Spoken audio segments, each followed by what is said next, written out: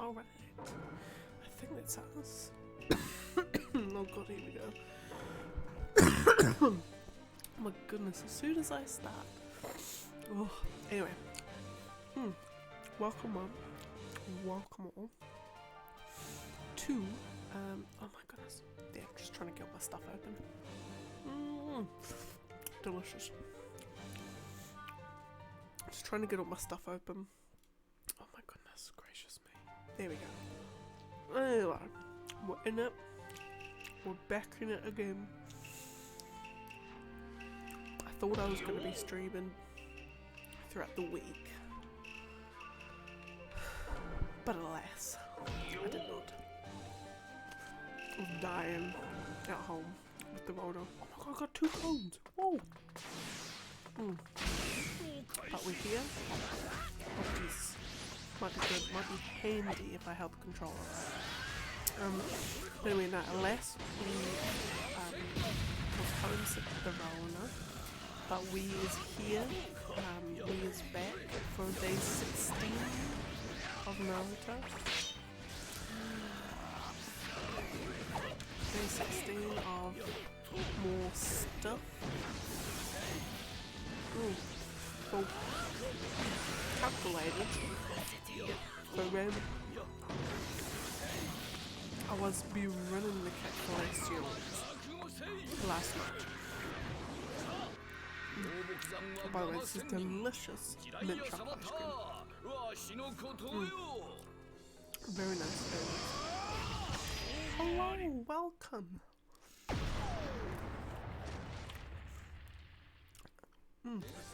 As you can probably tell by, well, maybe, it sounds a hell of a lot better now. But I'm at the tail end of the COVID, so thankfully it wasn't too bad, but most of the week was spent recuperating. And I haven't, like, not 100% through it yet, but like, I'll say tomorrow and Saturday should hopefully be the last days of the rotor. But we're here. So that's not. I was calculating how far along in this I am. So we're in terms of hard numbers, we're 8.6% of the way through the whole thing, which isn't bad. It's actually sort of around where I thought we'd be. I got the wrong note. I don't even know where from. I've got absolutely no idea where we got from. Because then the funny thing is that at the exact same time, the boy got it. The boy got sick as well. Like, we having like the same symptoms, same everything. Turns out mine was COVID and his was just a normal flu. So I don't know how he managed to escape that one. But yeah.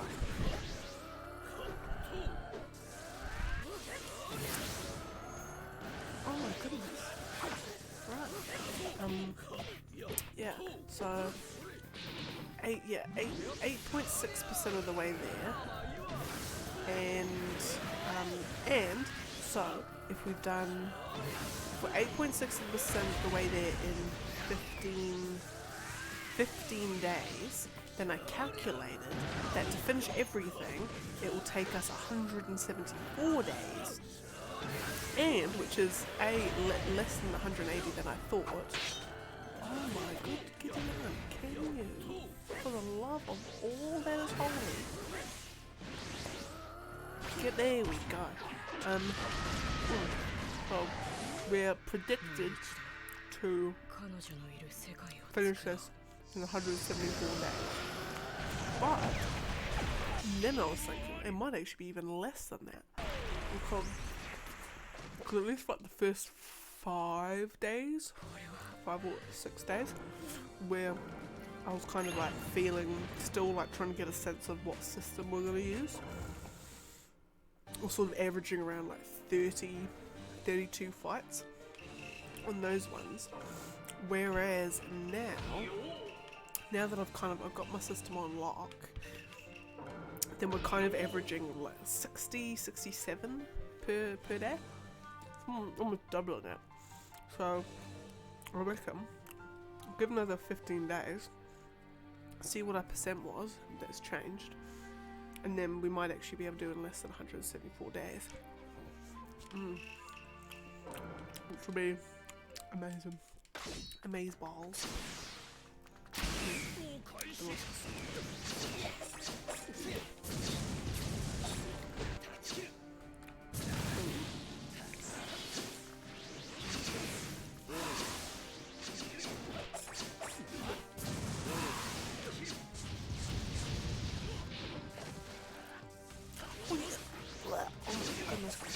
I do apologize if I cough or go weird at any point. What's this? Oh, that's right. Oh my god. So in classic, hashtag embarrassing moments fashion, what's it, Dad at the moment is sort of sorting out the office at Mum and Dad's house and going through all of Mum's oh nice. What kind of camera did you get?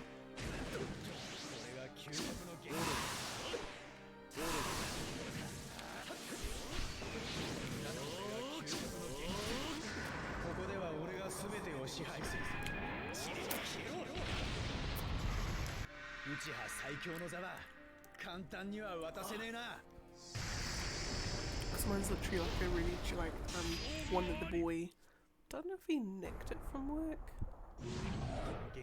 Might have nicked it from work. Just like a super like basic like work one for Microsoft one, so that seems to be fine until I upgrade.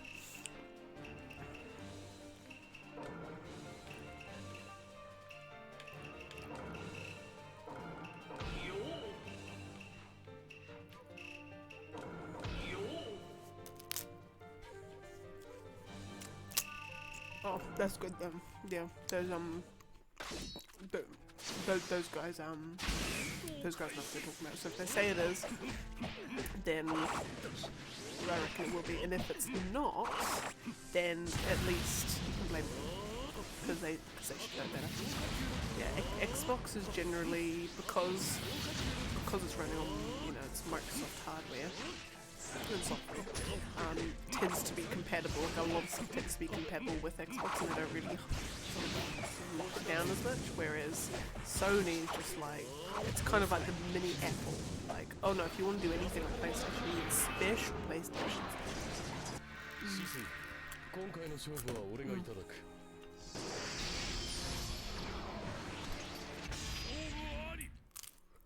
Delicious. Boom. And classic embarrassing stuff, yeah. So Dad's going through the home office while Mum's at work and clearing out all the stuff, because I now know who I get my hoarder tendencies from my dear old mother. So he's going through and just like clearing out like the absolute mountains of stuff in the office. And he rang me up today and he's like, oh, how's it going, blah blah. Look, I found a piece of paper, let me read what it says. And I'm like, oh god, what did I write like 10 years ago that's now like resurfaced and is going to cause me emotional pain? It was a letter I've written Santa in 2009. 2009? Yeah, 2009. So I'm like year 8 at school, and I'm like, oh god, absolute height of my sad cringeness. Height of my sad cringeness? Close enough. Probably started my own cringe. No, anyway, you know what I mean.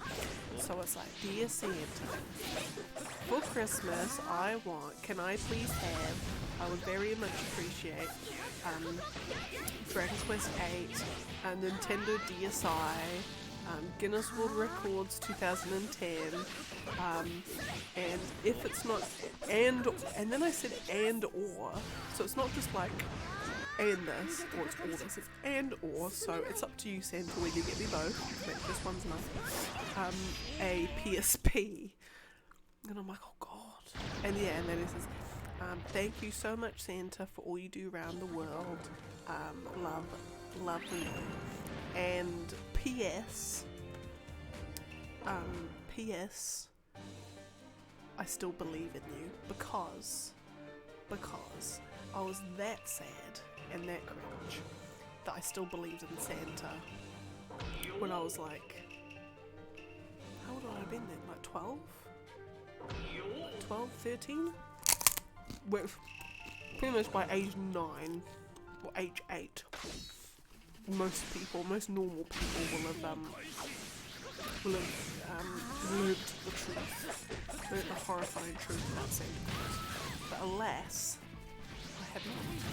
I'm that gullible and that naive that I believed in Santa up until like 13, 14. I even remember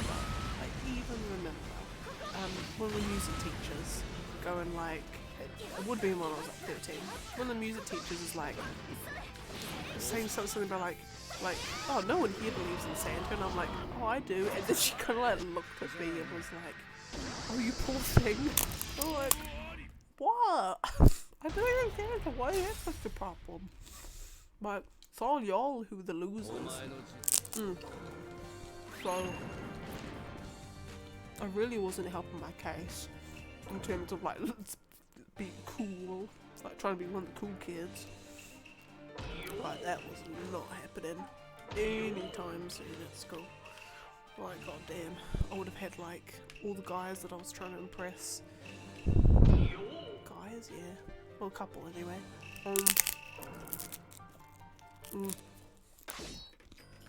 They would have been looking at me going like, oh god, she is such a loser. She still believes in Santa. Anyway, the long story short, Dad's now finding all my old written stuff from like age 10, and me, of all people, you know, I was far more comfortable and confident expressing myself in the written word than actually saying it. And then because I was also, you combine that with me just being cringy, and it is just an absolute gold mine of cringe and embarrassment and shame, finding all the stuff from my youth. Because it's not just like cringy Santa letters. It's also stuff like writing my feelings, and you know, the feelings of a 10-year-old girl are complicated and, you know, intricate, to say the least. Because I was, you know, a big nerd.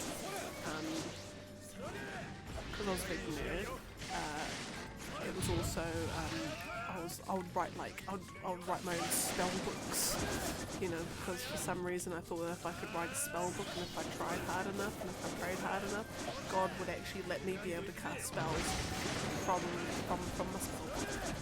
So I'd write that, and I'll be getting like pieces of paper and like sellotaping them together and using like different coloured inks and things. And then because obviously then I was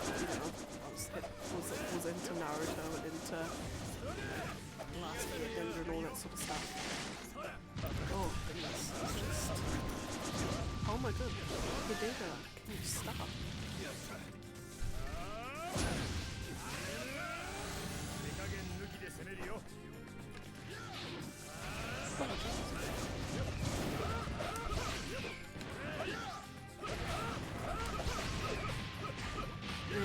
I'll come on away, come here. Yeah. これでも少しは手加減したんだけど。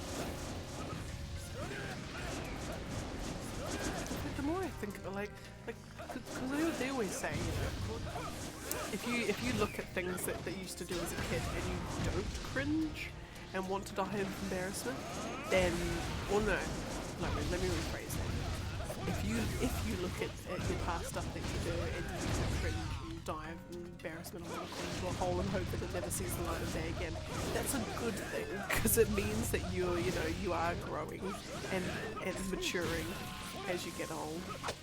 You know, if me looking at, because that was the other cringy thing I'd do, because you know I wasn't your average nerd, I was a weeb nerd, so I would write my own scrolls and everything. So I would get like old wallpaper. Oh no, because when Mum used to get fabrics and materials and stuff, so all the really heavy solid cardboard rolls that they would all come with. You know, she'd have the spare ones of those. And so what I'd do is I'll do that, tape paper to it, and then start like rolling it up into like a big, so it's a decent sized scroll. Get more fabric, tape that onto the side of it, and then use it as like the core to wrap it. Oh my goodness gracious. Ugh. So then you'd like, you just gotta wrap it up, do the little bow. So then to undo it, you'd unwrap your thing and you roll out your piece of paper, and there's me trying to like pretend to write spells or things in Japanese, like katakana and hiragana and stuff. Oh my goodness. and then too, because I'm even more of a weeb and a weirdo.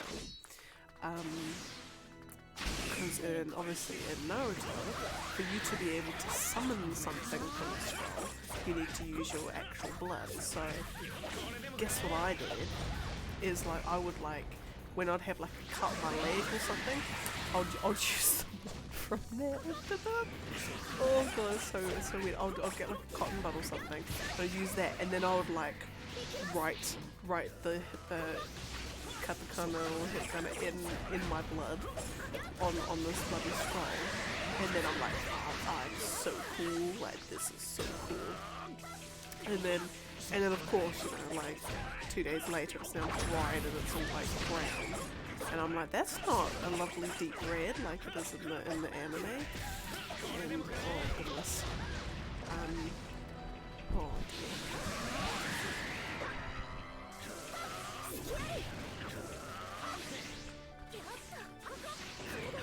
Really is model strong, don't be mean. Yeah, so I'll do scrolls, I'll do...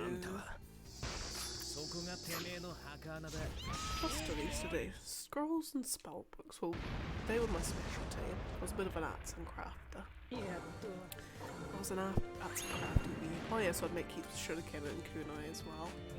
I found like a 7-year-old boy on YouTube who showed me how to do origami, shuriken and stuff. So whoever that guy was, shout out to him. What else? What else is there?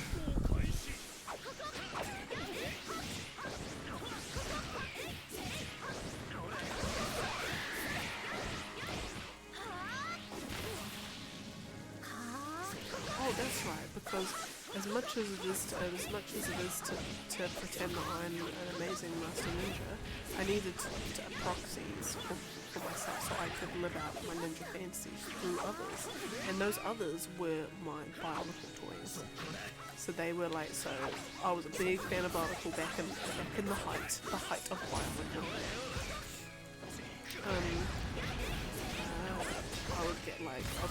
I wouldn't get all of them. I'd get a lot of them, especially like the newer sets.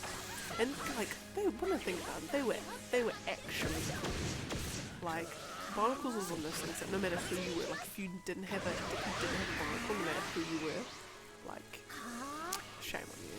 But anyway, so I'd create my barnacle. I'd have my barnacles, give them names obviously.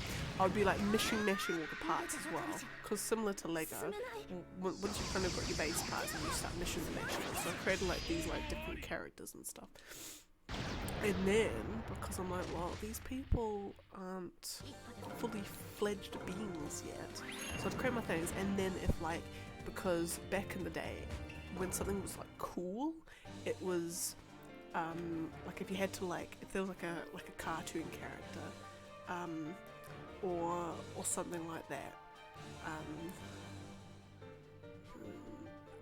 next?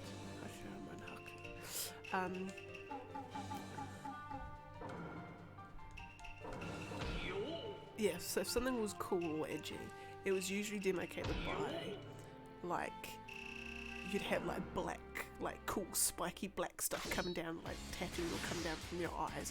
You'd have like cool runes all over your body. You'd have like, everything would be like, you'd be wearing like cool, not revealing clothes, but like sexy vampiress clothes or something. You'd have, you know, you'd be, your colour scheme would be purple, red and black. You know, that sort of thing. So anyway, so my barnacles, to make them truly huge beings, I forever scarred them by getting vivid and drawing like the cool markings on them, on their faces and everything, because they're so edgy. And you know, and then to take it one step further, because you know, I had cold really.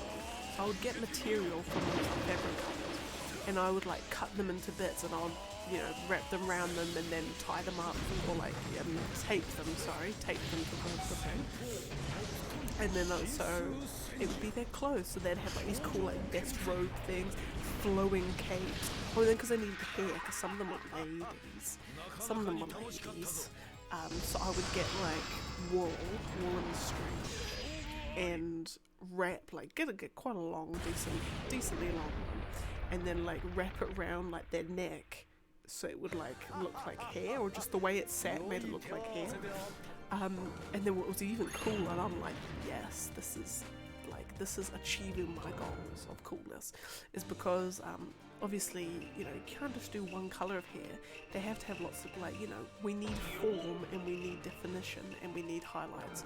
So I'd get different colours of wool. So I'd get like one which is like a nice light blue, and then I'd get one like there was like a thinner wool that was like a more like a kind of like a white, but with a really like the ever so slightest tinge of like lavender in it. And so it would be like a cool, like, as if she had like, what's the word, like luminescent blue hair. And then the one that was meant to be me, if I was a barnacle, you know, they were the cool ones. So they would have like they would have red and orange and black. And then because the black, I think that must have been, I just distinctly remember, it being the way I tied it up.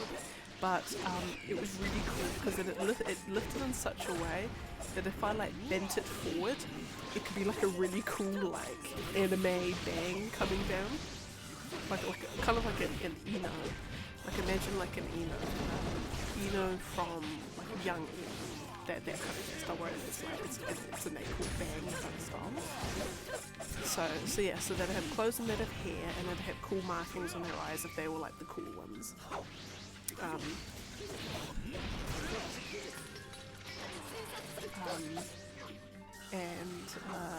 Yeah, so it was that, and then like most nights I would, because I would have them underneath my pillow. So at night time I could, you know, I'd pull them out of my pillow. I was spending hours playing with my barnacles. And I'd be like, they'd have names, and there'd be like a story, ongoing story, and then because I had all these other toys as well, so I'd bring in other toys as well, and then like other characters, and it was just this big extravagant plot, and it was amazing, and that was me as a kid.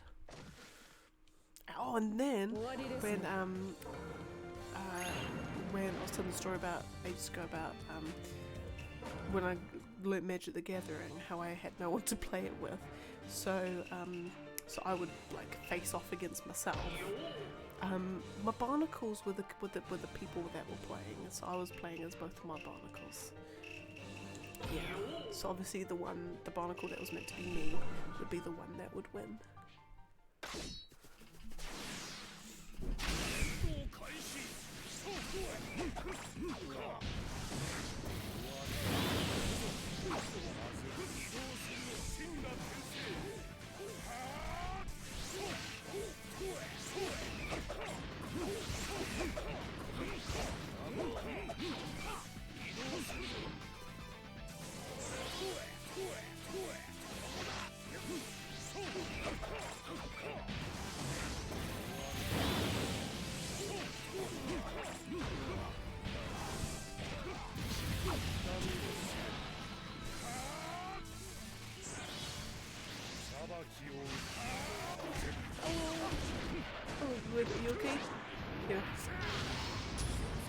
finished the episode.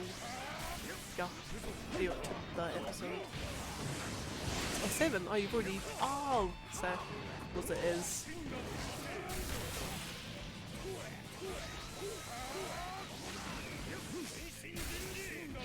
Oh, so you had to watch it. Oh, were you like...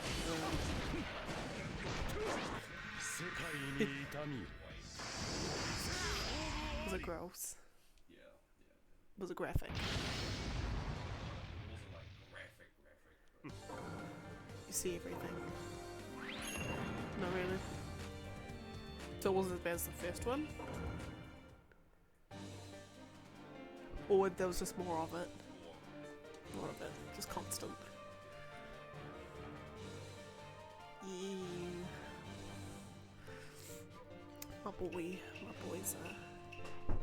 My boy's watching The Boys.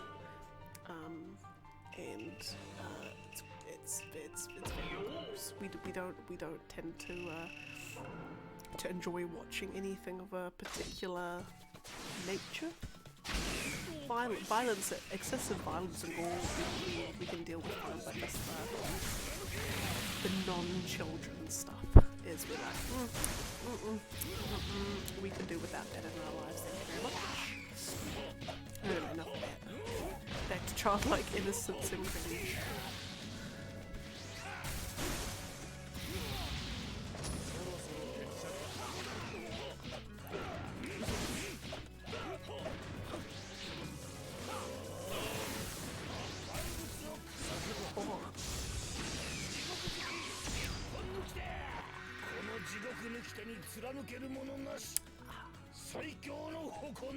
Oh yeah, so tomorrow, fingers crossed I'm not sniffling and sneezing.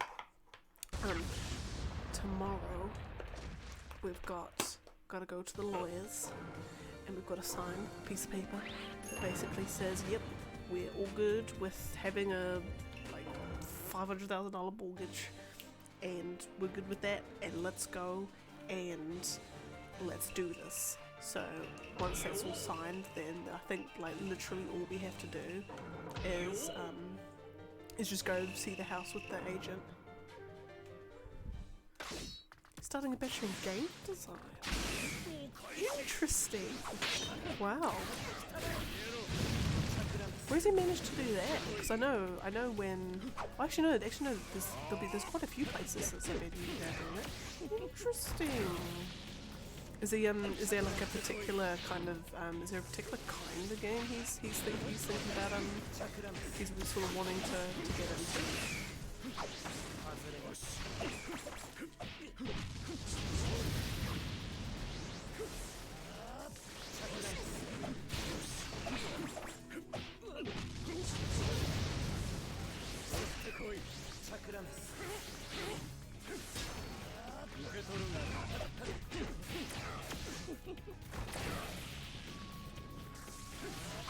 Because I know, like, definitely, like, a lot of people at course at uni were kind of like, right, we're coming in, we want to make Skyrim, show us how to make Skyrim, and then, like, all the tutors and stuff are like, you do realise there's, like, so much more to game design than just, like, how to make a 3D model and how to put it, like, when you actually get down to the brass tacks of it, game design is so incredibly complex and complicated. Well, not complicated.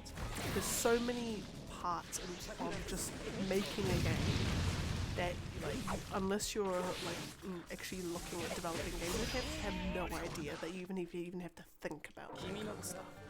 Like if you think about it, like for instance, let's take this for example.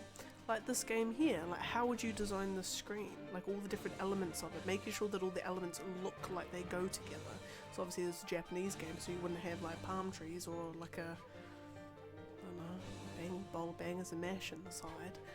You know, you'd have stuff that all blends together to give you the right feel and things, and then yeah.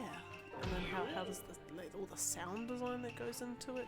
Do you have like hardcore rock, or do you have like a bit smooth jazz, or do you have electronic, all that kind of thing? Yeah, and then, you know, because obviously designing for mobile is way more different than than designing for console, which is also again more different than designing for PC. Great engineering, wow. Jesus, he's getting technical.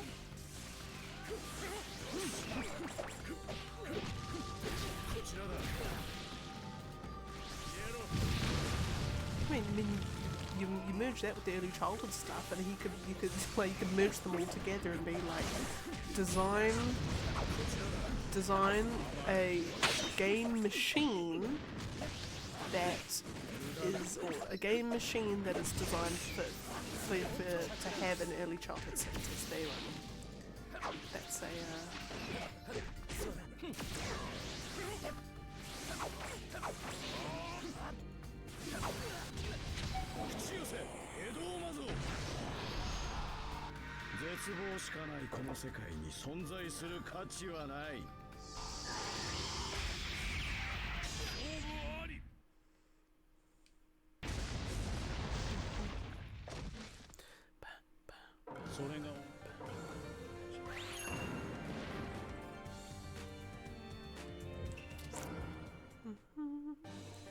okay, what's next?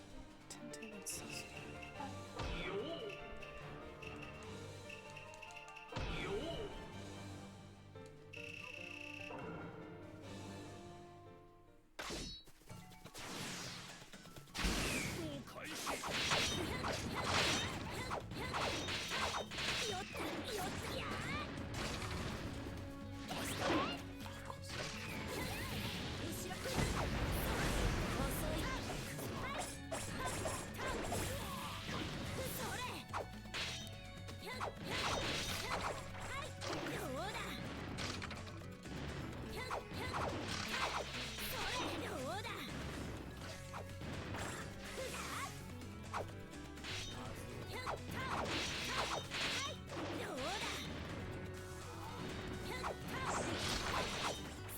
Oh, so if he's doing that sort of stuff, what's made him change his mind from the early childhood stuff?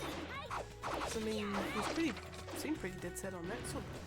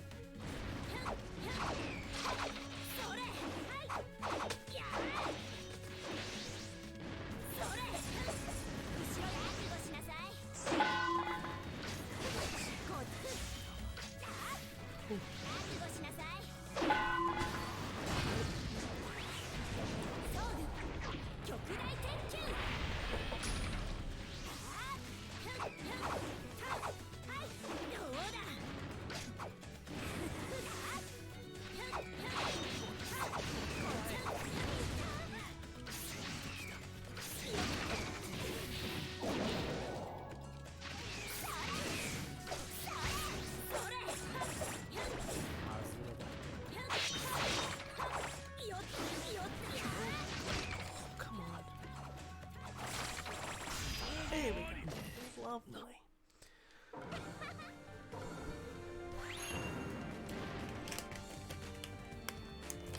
Do I have any lozenges left? Oh, yes, I've got a lozenge. Whoa.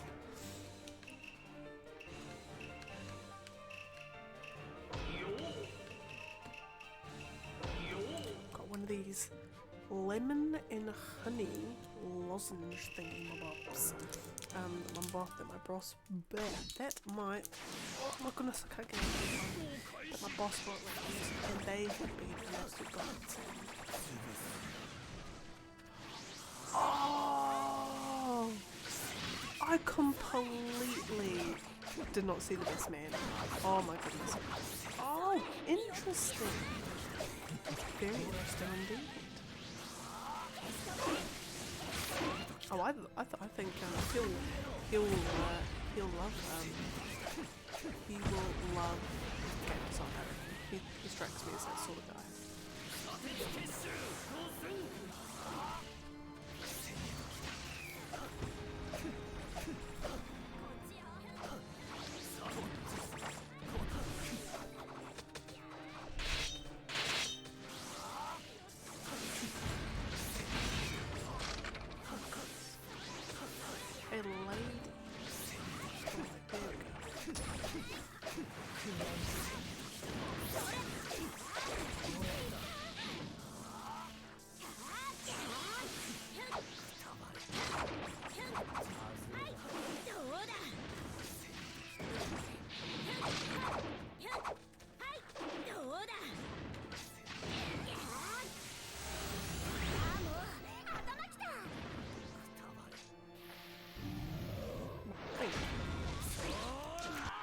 Right, now give me time to look up my...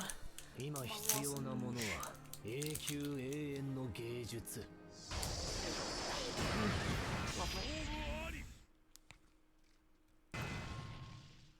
よくもま。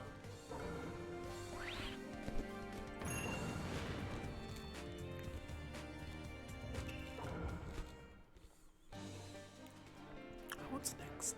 Yamato again. And Kanko. Oh. Gosh, why do I have to get these awful matchups?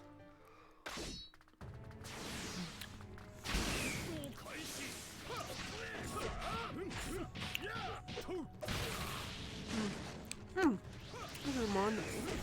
So, another thing is that my boss also, along with these lovely lozenges, dropped off some lemonade popsicles. Apparently lemonade popsicles are a godsend during illness, and to be frank, they actually are. She was definitely right with that one.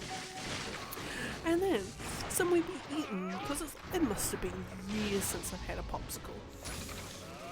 And oh my god, these lemon popsicles, they were fresh. Oh, there was some good stuff. Like, my god. Like, we have been missing out on lemonade popsicles for a long time.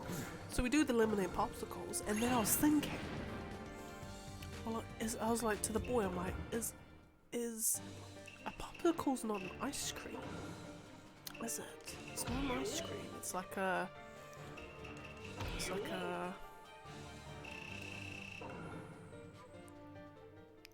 ice block, ice lolly, ice something. Anyway, it's not necessarily ice cream.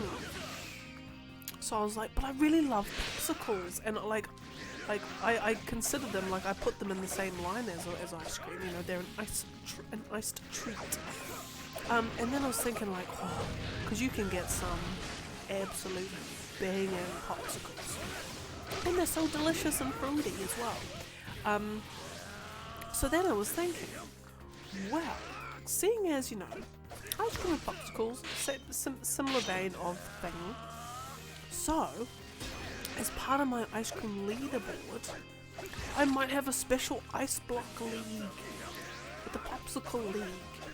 And so in there, so adjacent to the main ice cream thing, like I can have a separate popsicle leaderboard, so I can still experience the deliciousness of popsicles alongside the deliciousness of ice creams, but I'm not having to conflate, because some people may take umbrage with conflating popsicles and ice creams, especially if it's an ice cream leaderboard. So I've decided that there will be, as well as the ice cream leaderboard, there's also going to be a popsicle leaderboard. It's going to be amazing. It's going to be amazing. It means that then I can eat like blue juice, and because technically like juicy. Oh, does a juicy come under it? So I don't know if it's like a New Zealand only thing. I don't even know what company makes them. But is it Tip Top that makes them, or is it Streets? There's these things called juicies, which were like at school. They were all the rage. They were like essentially just a frozen, popsicle. Who's in and but oh man, like every child at the tuck shop at school would have like $20 to buy juicies, and you were everyone's best friend. And then the wild berry juicies, oh man, it was always the apple ones that were left. No one ever wanted the apple ones, but they were all delicious. The tropicals were my least favourite, and everyone seemed to like the tropicals. But no, the apple and the wild berry ones was where it's at. Anyway, so yeah, because then there's also their dairy cousin, Moosie's, spelt moo like a cow. They were like juicies, but they were moosies. So then I've got to do, will juicies and moosies be factored into my popsicle leaderboard?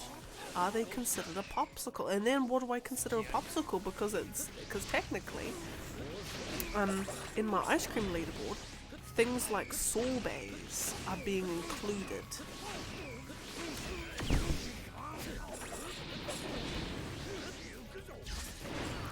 Yeah, so like, what did I just say? Sorbets are being included into things because even though they're not ice cream, they're kind of like often used as an alternative to ice cream.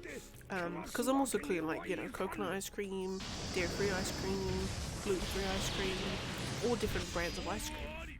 So, as part of my popsicle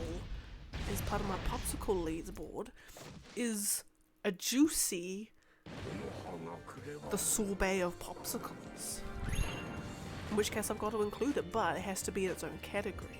So the other reason why I was having like the sorbets and the dairy free and all that ice creams is I would have to have them in like, I would have to essentially categorize. Like I'd have to have all these different categories of things.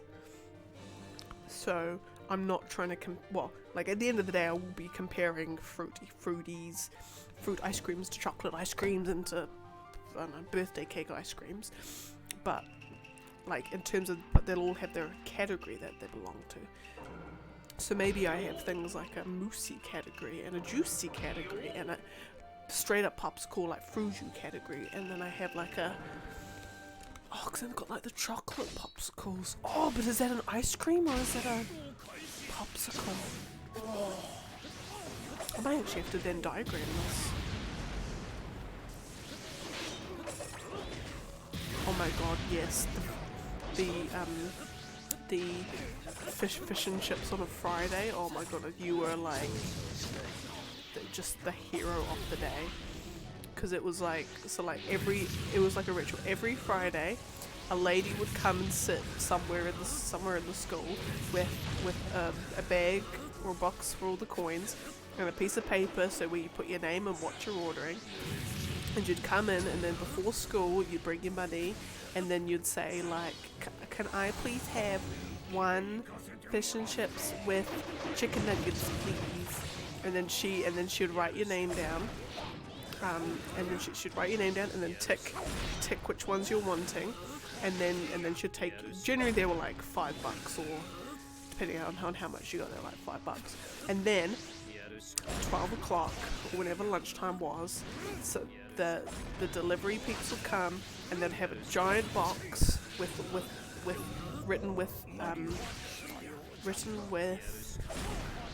what would they, did they have the name? No, so they had the big piece of paper from before with the names and what everyone's ordered, and then they had like their boxes with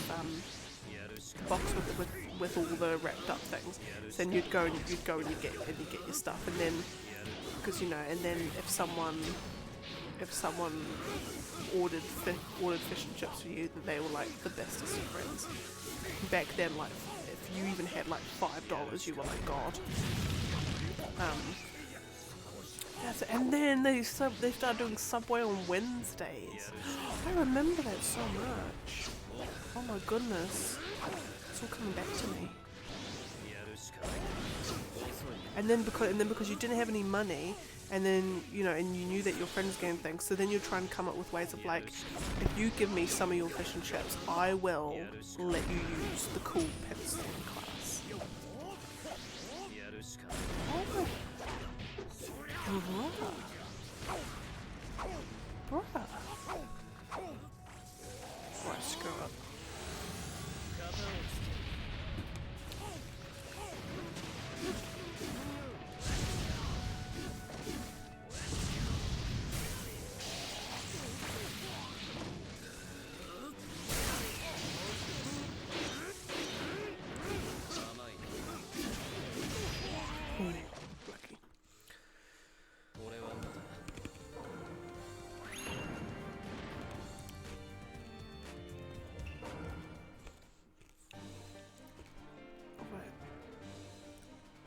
Now it's young Kakashi and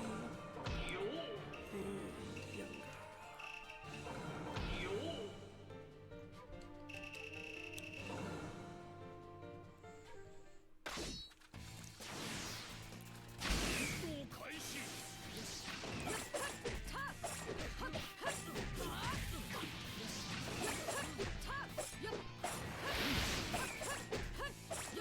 Maybe I need to include popsicles into my ice cream leaderboard. Because I'm just thinking, so I think it's Streets. The lion one. Yeah, so it's Streets. There was like the chocolate paddle pops, that's what they're called. Chocolate paddle pops. Is it ice cream or is it a popsicle? In fact, I might need to ask the boy. I might need to get the boy to come here. He'll know. He seems to have good judgment on these things.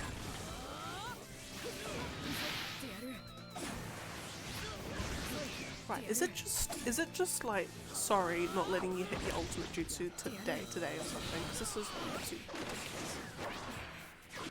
Right, I've got to message the boy. Okay, I've got to get him to come in here. He's going to hate that I messaged, but anyway. He's got the door closed. The COVID quarantine didn't really last as long. Didn't really last as much as we thought.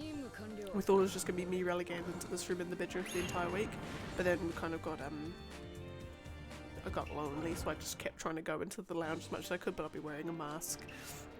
And now I've been like chilling in the lounge the whole day without a mask. And it doesn't seem to have caught it, but see how we go. Right.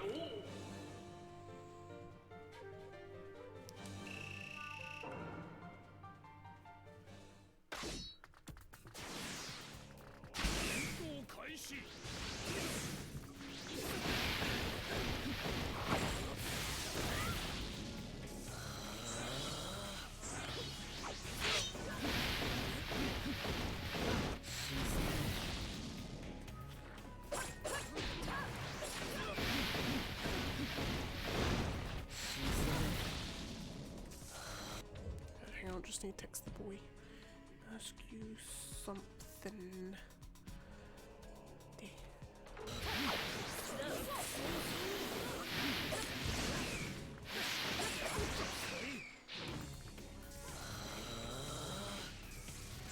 So the question of the day is a pedal pop an ice cream or an ice block?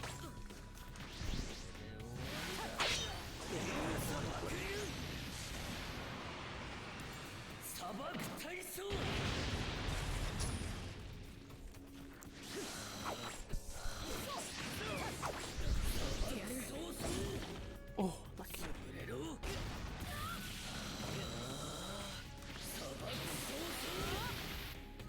Bam.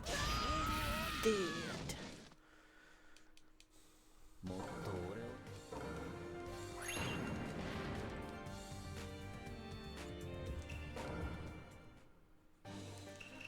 Next is Shippuden and Shippuden.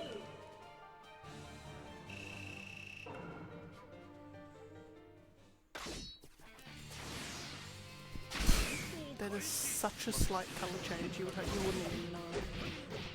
Well, no, I say that. It's not enough of a colour change to know definitely which one's your one.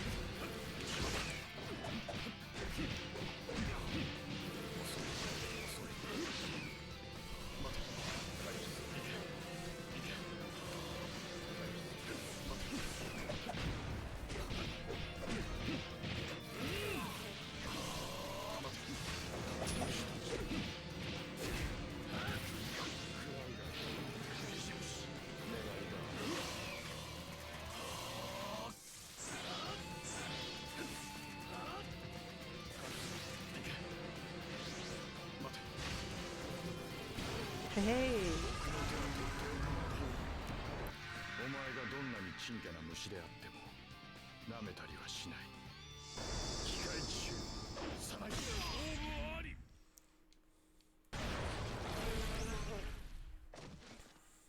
Oh, and that was also like you know when you're a kid and like you believe anything an adult will tell you without question, and you kind of don't imagine that things could ever possibly go another way. That's just remember so at school, back when the Tamagotchi era reached its peak, reached its height, where everyone and their mums would have a bloody Tamagotchi. Well, actually no, I say that. Actually, not everyone and their mums would have a Tamagotchi. All the cool kids would have a Tamagotchi. And I remember that it became such a problem in the classrooms at school that everyone would just be not doing work and trying to look after their Tamagotchi. That the teachers said, I remember the teachers, they said, because obviously we don't want you using your Tamagotchi during class, at the beginning of school, there's a box in the staff room that you can drop your Tamagotchi off into. And then you can go and check it at lunch, and you know, and then obviously you put it back in there after lunch. And then at the end of school, you can go and pick up your Tamagotchi from this thing.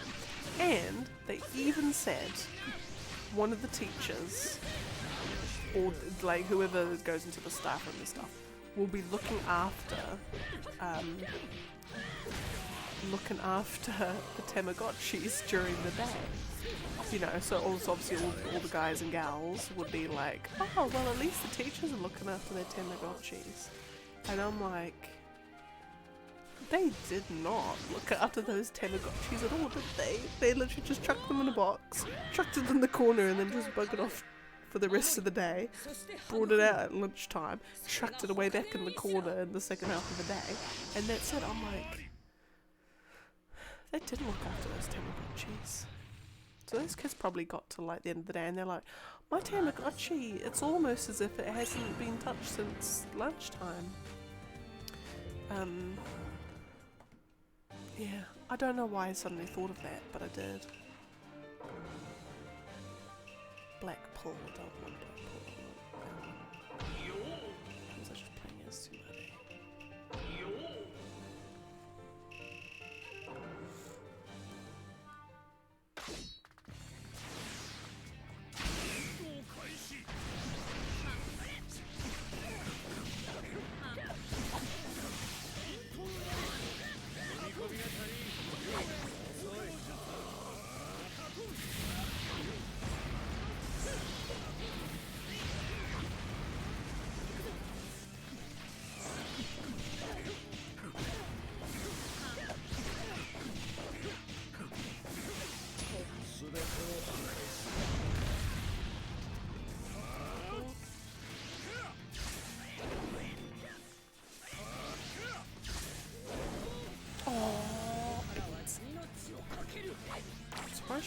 She isn't using a sunny thing.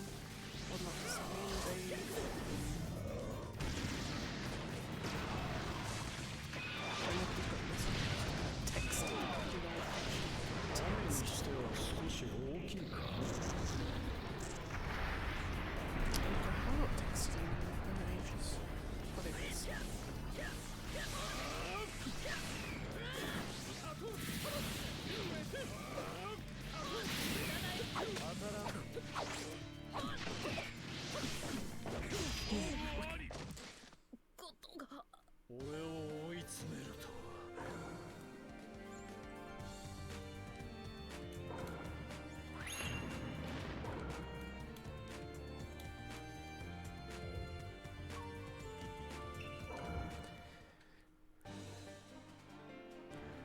Jiraiya and Younger.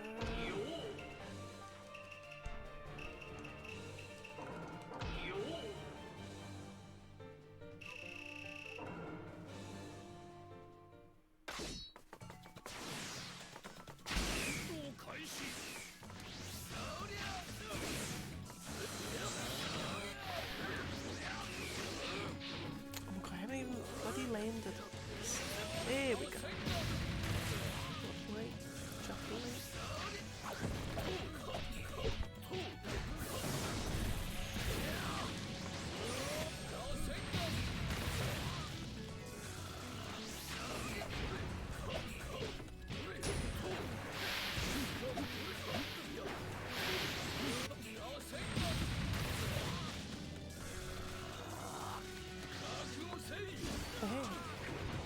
Look at that, not a scratch on there.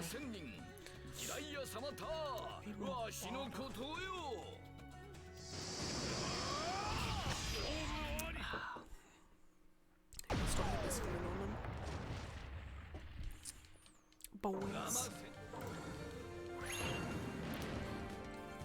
Texting your call and nothing but a peep. Anyway,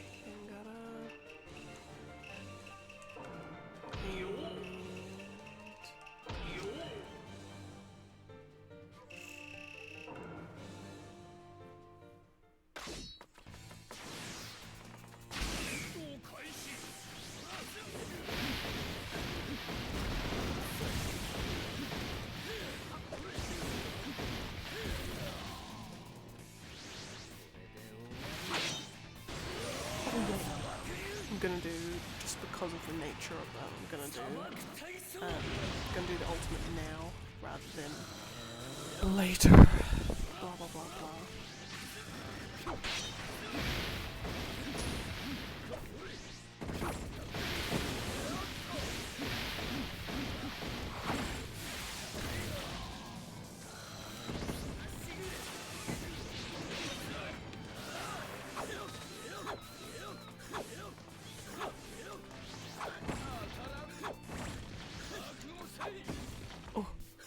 There we go, lovely. Thank you, Jubbly.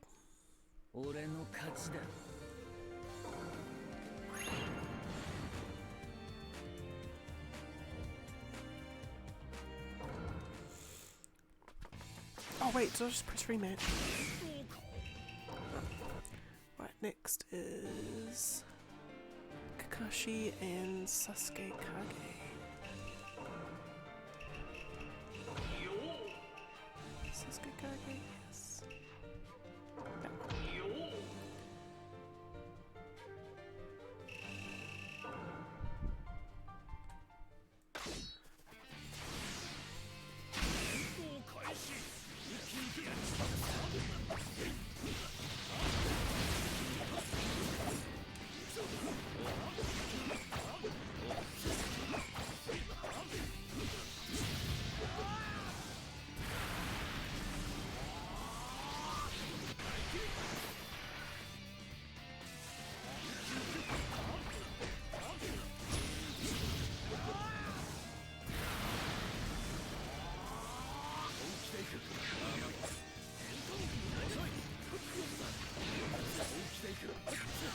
Wait.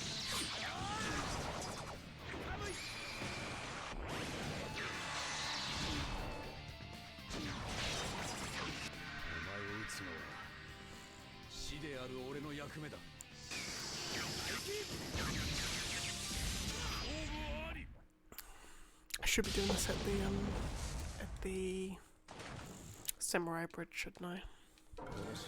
Yes I do, yes I should.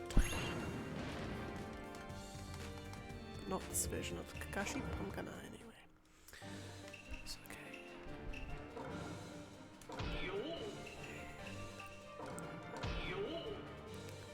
I should be doing the... Where is it there?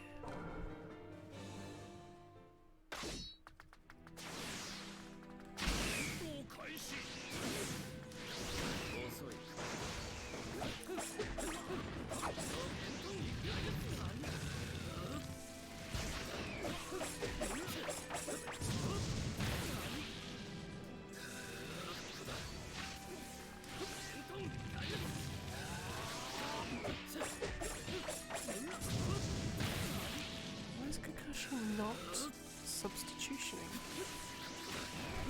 Oh, there he is.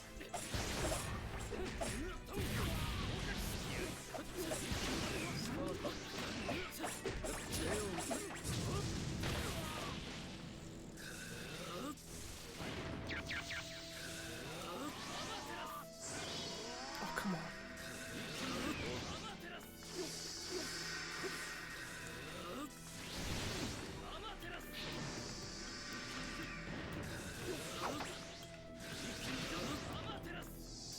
There we go.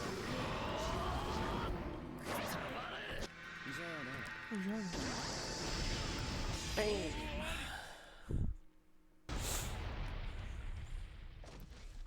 Interesting, Kakashi's got one for Sasuke, but not the other way around. Interesting. Or it might just be that version of Sasuke. Right. Next is... Oh, actually, I'm going to update the list. Give me 2 seconds. So what are we down to? We're down to 15. Alright. Next is Minato and Madara. Sage again.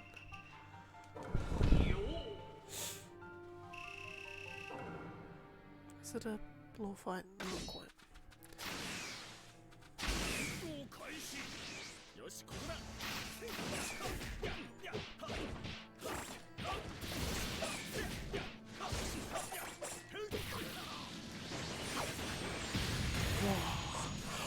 was something. Oh yes, I'm so excited. There's gonna be another game I've got to add to my list of like one to my wish list, and also games I'm gonna get definitely when it comes out. Probably not straight away when it comes out, but definitely is on my wish list.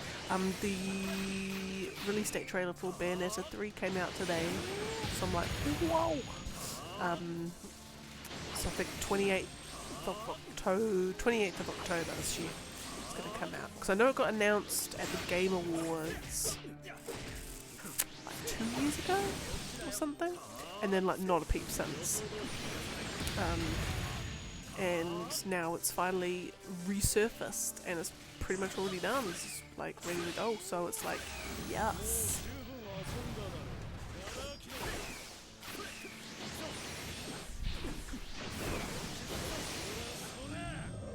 Got it. Yeah, so Bayonetta 3, oh, it looks good. It looks amazing. Like, it's Bayonetta is one of those games that it's just got its own style. It knows exactly what it wants to be. Knows exactly the style it's gonna have. Doesn't care what anyone thinks and just does it, and does it well. Although they've added a new character called whiiiile, and I don't particularly care for her. She falls into a category of character that I generally despise, or I just never like how they're written.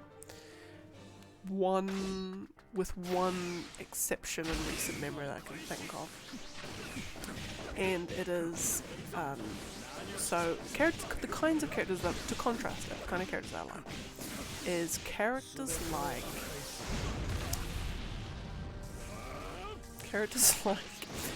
there's any kind of character that they don't spend time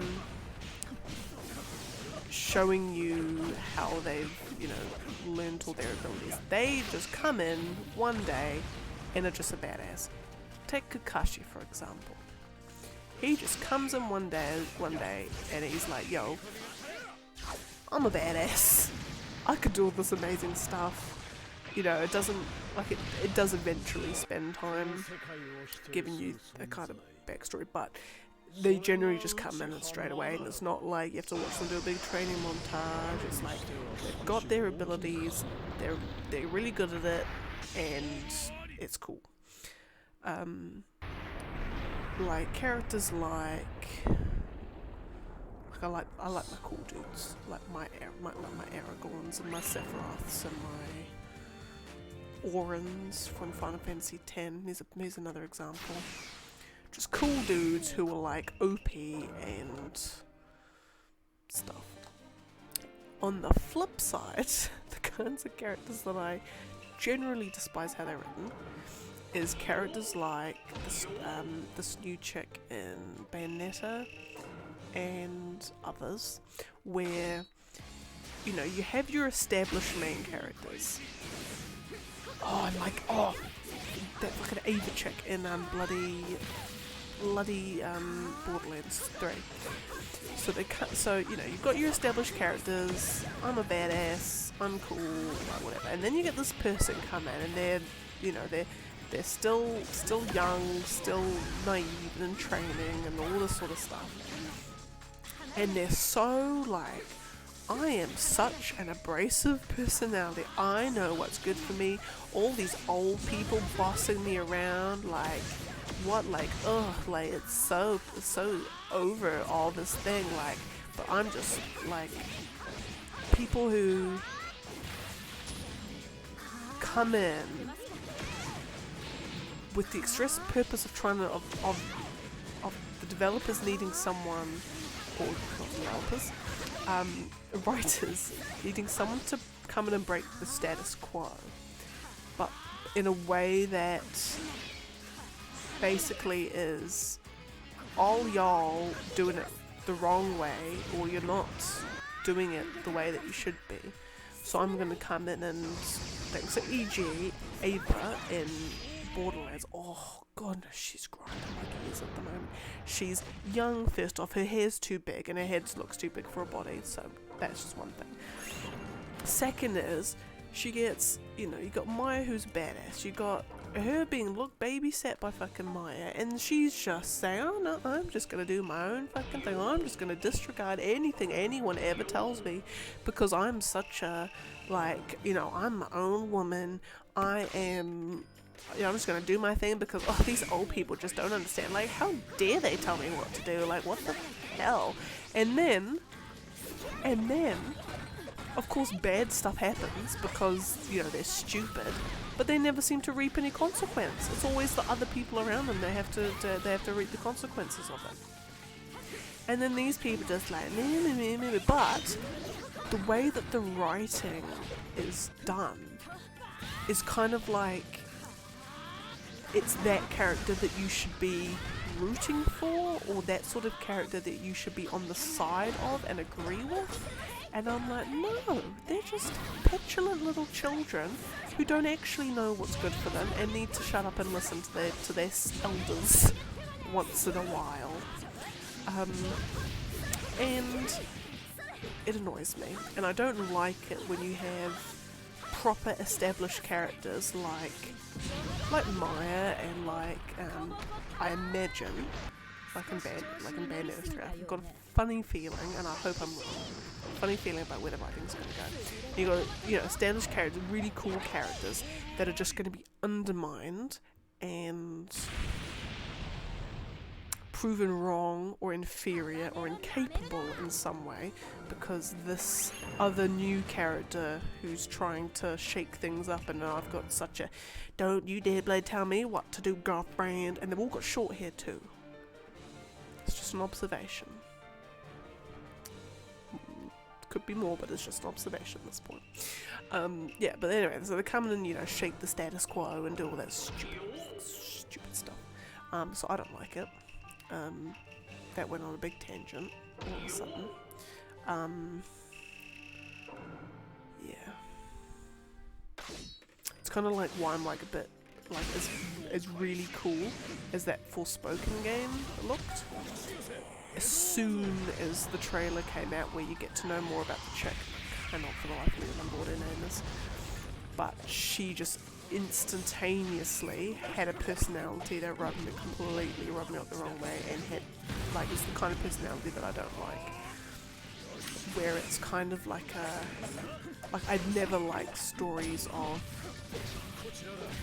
ordinary people becoming amazing. I'm like, give me already amazing people, and they just even more cool. Like Ninja Gaiden, for instance. You know, Ryu Hayabusa is already like pretty cool. He's pretty badass. He's got all the skills. So the story doesn't have to be about him and his ness. It's about you know, he could just get on and do what he needs to do and have all this other cool stuff as the story. And then, actually, but that's also not to say that I don't like character pieces, because I do, if a character piece is done well, it can be amazing. Take, for instance, God of War, like the 2018 one. Like, Kratos is a badass. He's a badass, you know. And in the hands of a lesser writer, that could very, very much have been a game of, he is old and he, you know, Atreus, well actually that is a little bit of, you know, Atreus trying to, you know, oh no girlfriend, like, you don't boss me around, tell me what to do. But it was done in such a way that it wasn't a case of, look at how wrong Kratos is all the time. Look at how he's no longer capable of doing all this stuff. Like, it's very much, oh no, he is still, like, just as much of a badass as he was before. He's not at all being, his ability and previous skill is not at all being undermined in the story. It's because that's not what the conflict is. The conflict is not Kratos can't do stuff anymore. The conflict is you know, the whole, don't know. Is it spoiler? You know, the conflict is more, you know, other characters and the kind of him now having to obviously be a dad more so than anything else. But it's, yeah, and it's just not, you know, if it was gone the way Borderlands 3 is going, it would have been Atreus going like, I mean, he does do that in a bit, but he kind of mellows out towards the end. He actually becomes cool towards the end. But like, it would have been like Atreus going, and then bad things happening to Kratos all the time because, you know, because Kratos failing at doing stuff because he's old and that's just what happens, and then Atreus coming in to save the day. And well, does that happen? No, not in the way that Borderlands would do it. Yeah, but it's essentially like that. So like, God of War's the perfect example of a character piece done right, I think. Yeah, that was a very, very long-winded way of saying that the new character in Bayonetta 3 is already shaping up to be one I'm not gonna like. And the exception in all of this, I said that there was a recent exception. So in January, I played all the Devil May Cry series from 1 to 5. And Nero in Devil May Cry 4 was almost could very well have been that character, but the way they did him is he didn't undermine how cool and badass Dante was. Yes, they could go toe to toe, reasons for it all, and it was very much Nero's story, but it never at all came at the expense of Dante. And now that I think about it, because isn't Bayonetta and Devil May Cry done by the same people? In which case, if they did Nero well, so I'm just hoping that they do Viola the same way. In which case, then I'll be fine. Then I'm good. Yeah. Yeah, because Nero was like, you know, strong personality, I'm going to do things my own way, but he still, but yeah, just the way that it all turns out, it hasn't come at the expense of Dante being cool. Right, where is she?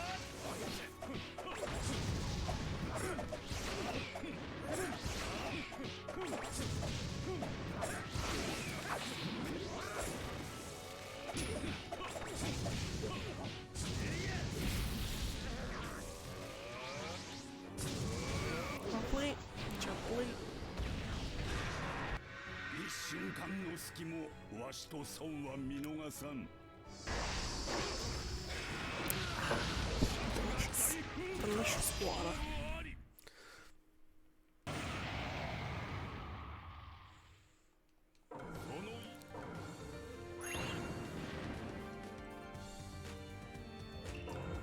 Alright. Right next is Ino and Itachi Reanimation.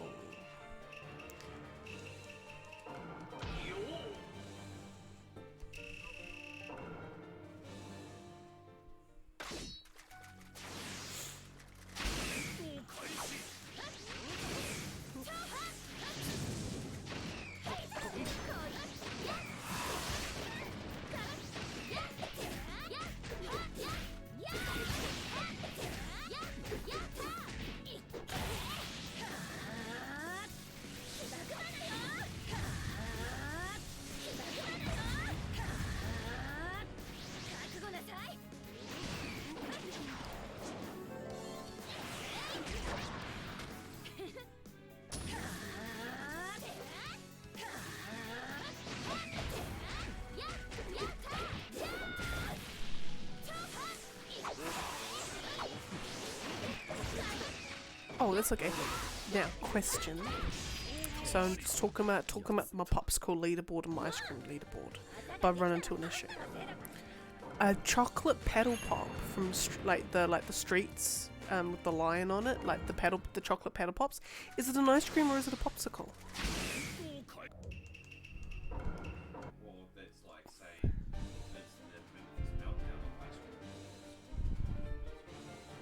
What's not? Well, no, Memphis Meltdown. It wouldn't be a popsicle. It would be a ice cream because that's what it's made out of.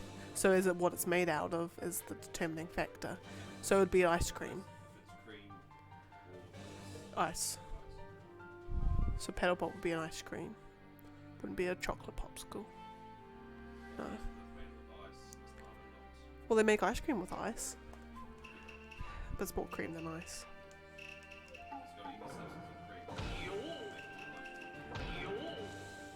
But a chocolate pedal pop does have cream in it. Well, then it's ice cream.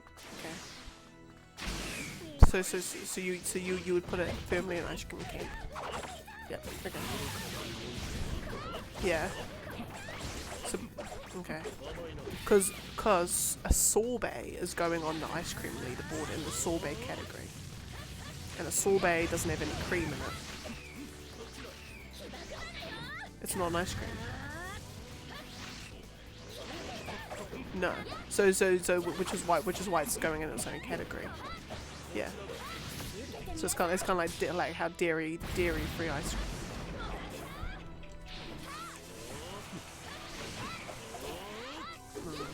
Well, it's what my leaderboard's gonna find out.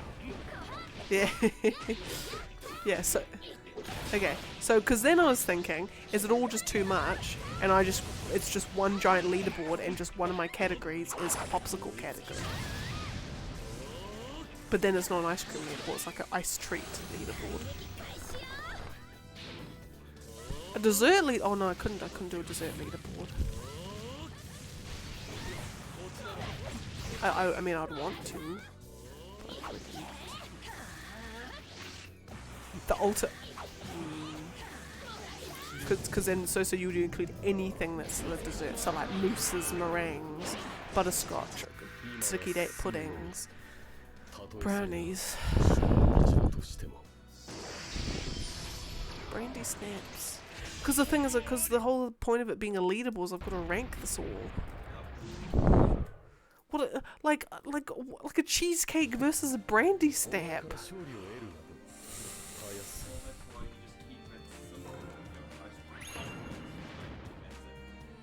So you'd have ice sorbet, okay. Ice cream, ice block, but then it still doesn't solve the pedal pop. Oh no, the pedal pop is an ice cream. Okay. But it has to be complex because I got it. Ice cream, ice block, sorbet. Okay. Done. Okay. And then so dairy-free ice cream is ice cream. Okay. Okay. Because then in ice cream, the subcategory says fruity ice creams, chocolate ice creams, coconut milk ice creams. Yeah, that's all good. Okay. Okay. So ice cream, ice block, sorbet. Okay. Where does slushy come under sorbet? Well, yeah. Yeah. Well, no, it's like. Well, no. So you know those like those pink and white ones that came in the big cups, in the ice cream fridges. So it's so it's a popsicle. Okay. Okay. Okay. Anyway, so pedal pop is an ice cream. Okay, thank you. That was the question. Thank you. Right, guys, we've sorted it out. We have a definitive solution. So when it comes to the pedal pop, chocolate pedal pops, it is an ice cream. It's not a popsicle because popsicles differ from ice creams, and that ice cream has cream in it, and popsicles don't. So, and because the chocolate paddle pops are pretty much just like chocolate cream on a stick, we are going for it is an ice cream.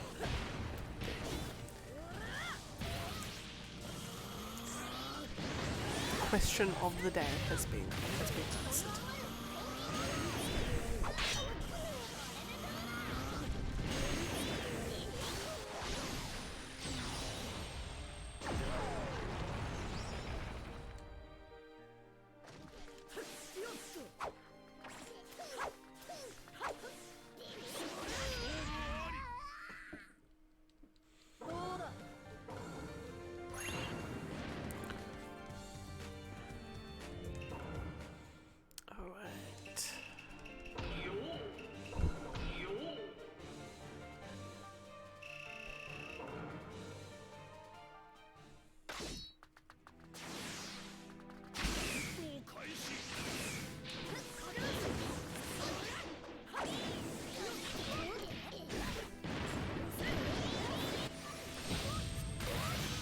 Excuse me.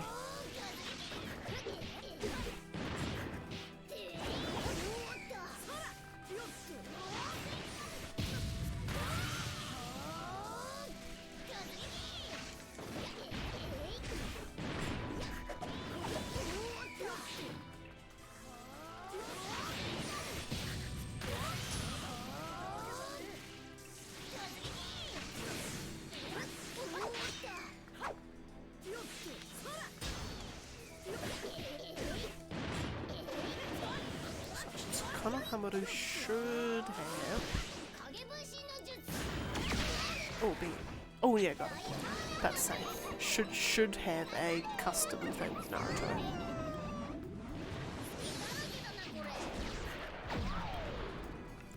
Wait, what?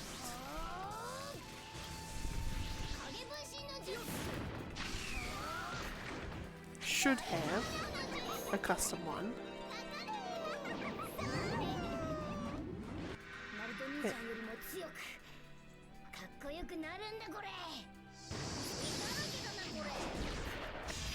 There we go. There we go.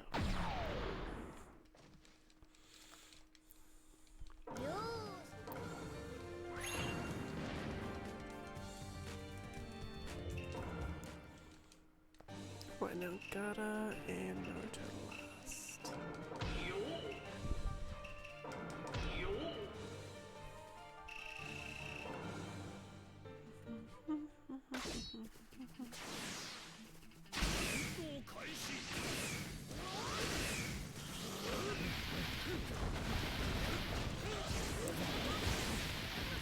It's just me, or is Gara's like, because the speed of his combo center has gone up a little bit.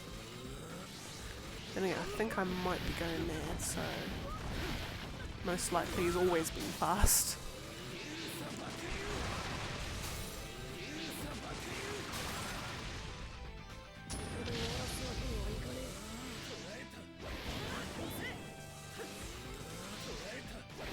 Hello, lovely. この力、守るべきすべての者たちのために。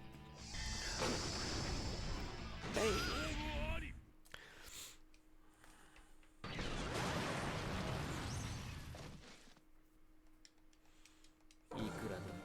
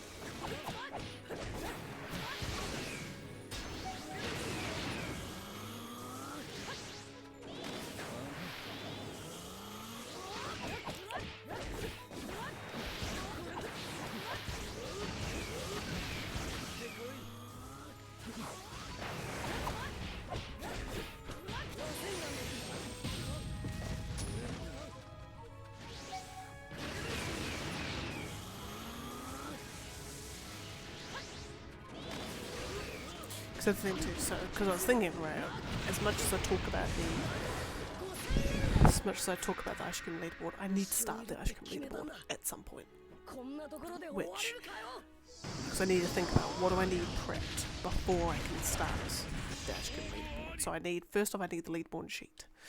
It's going to be a lovely, beautifully crafted Google sheet. Google Sheet definitely, so I can take it with me on the go. Even though Excel Online does the same thing.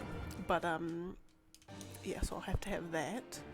Let me just check first. Kakashi and Rin.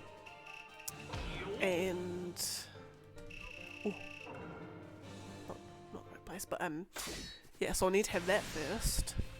Somewhere to actually record my results. I need to determine the frequency at which this ice cream leaderboard is going to happen. Because do I do one ice cream per week or one ice cream per stream?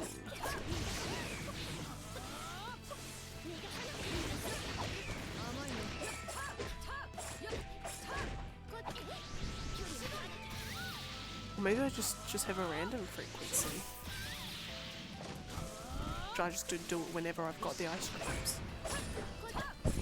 Yeah, I might just do it whenever I've got the ice creams. Because if I think about it, so if I did 2 every week, 52 days a year, 52 weeks a year, that's only 100 and something ice creams. Whereas but then 52 ice creams per year seems too little.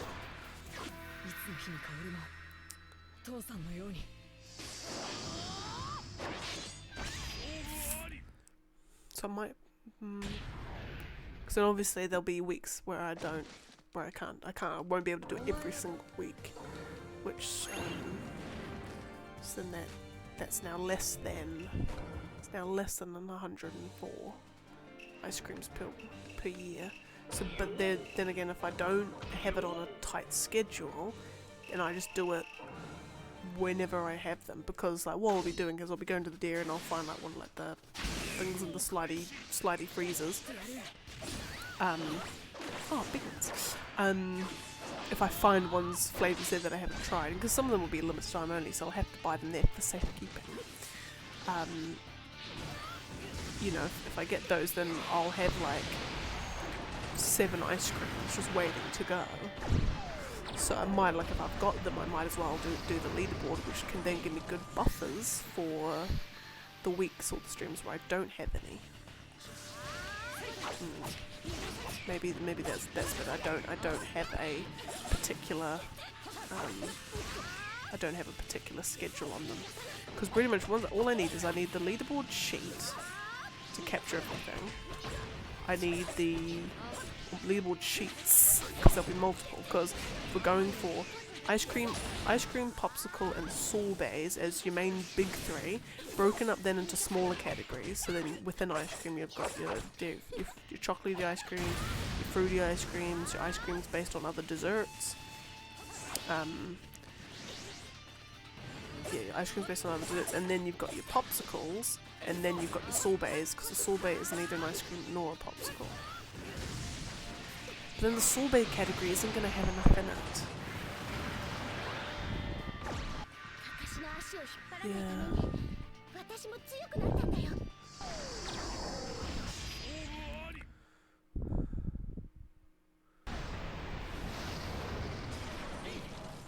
Because the problem is that sorbets isn't going to have enough in and of itself to warrant a separate thing. So do I just have them all in one giant? I call it the ice cream, popsicle and sorbet leaderboard, and then just broken up into each of the categories. So fruity ice creams, chocolate ice creams, and then just and then popsicles and sorbets as one of those categories. I think that might be the way to do it. I think that's going to be the only way I can do it.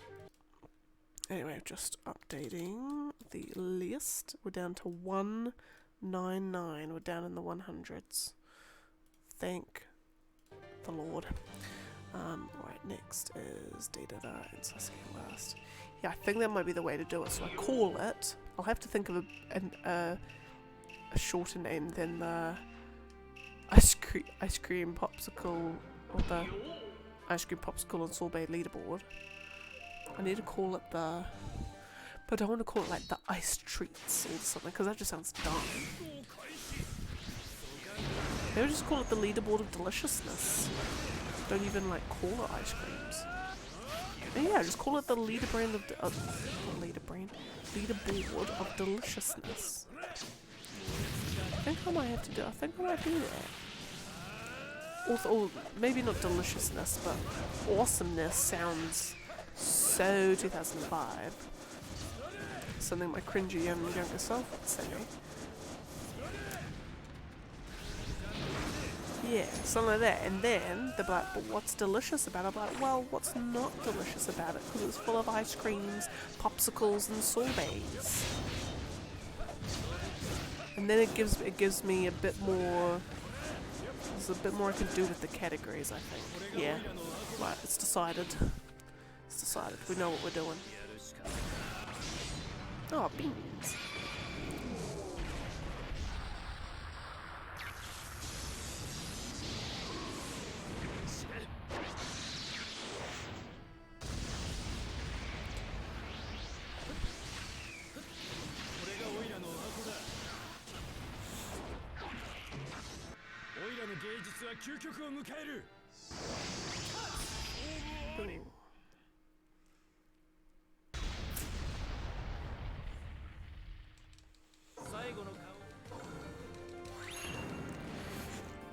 Excuse me. Yeah, okay, so to get it running I need to create that sheet. So it'll be a Google sheet that I'll create very beautiful and it'll be lovely. And then I need to start stocking up on my first things I'm going to fill in that leaderboard. Because then what's going to happen is, as I go through the year, I'm going to do, there'll be yearly leaderboard, a yearly leaderboard update, which is where I go through all of the ice creams I've had that year and, you know, rank the top 10. And then there'll be the all-time awards, so after every year, or every quarter or something like that. I might do quarterly and yearly. Yeah.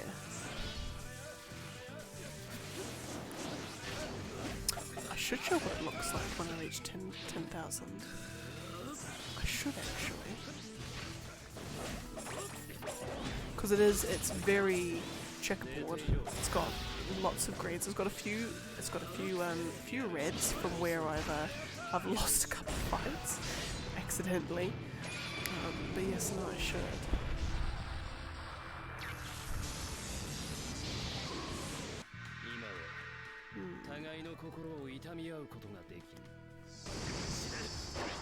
I'll do that. I'll show the board. Yeah, because we're probably after today will be at probably about like 9.2%. 9.2%, I think. 9.3% done. Probably, maybe even closer to 10. Hopefully closer to 10. Okay, young Obito and Tobito.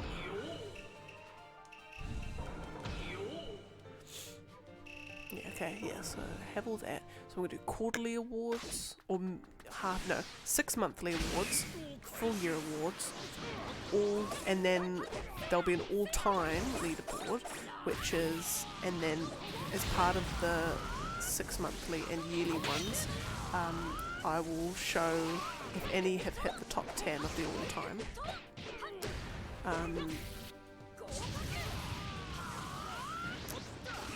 And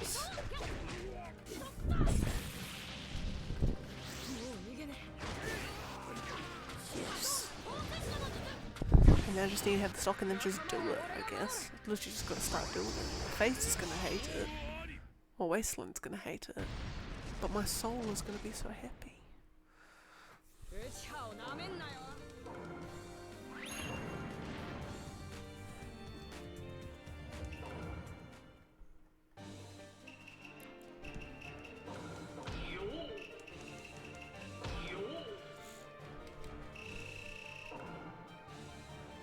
Every 1,000 I'll show it. I think, yeah, that's a good I'll do that.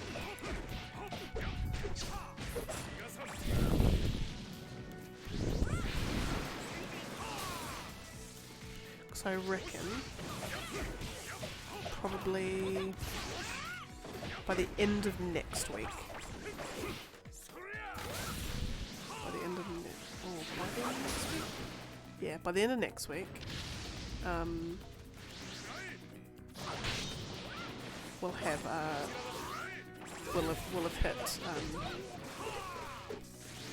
hit 10,000.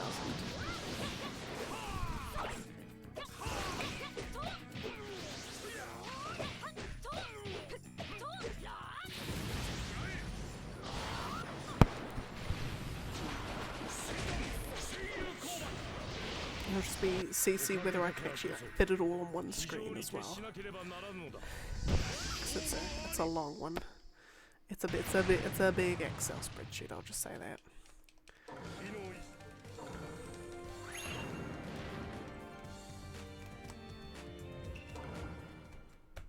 Right, and now is Tenten and Yugito.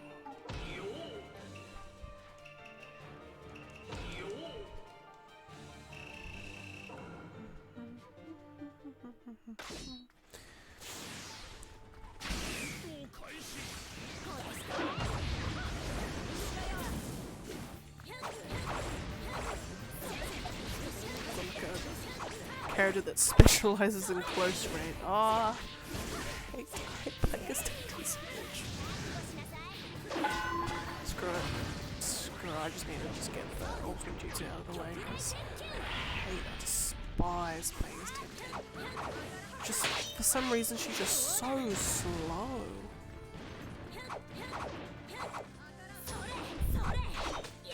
Like there's too many gaps in between her attacks, whereas like Tamari just seems like her stuff hits hard. Data's is fast. I also hate Shino seems to have a bit more melee capacity to him. I mean, I get more damage per second with her melee.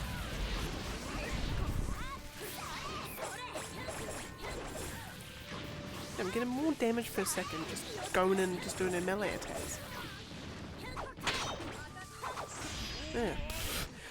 Stupid. Even though I won, stupid.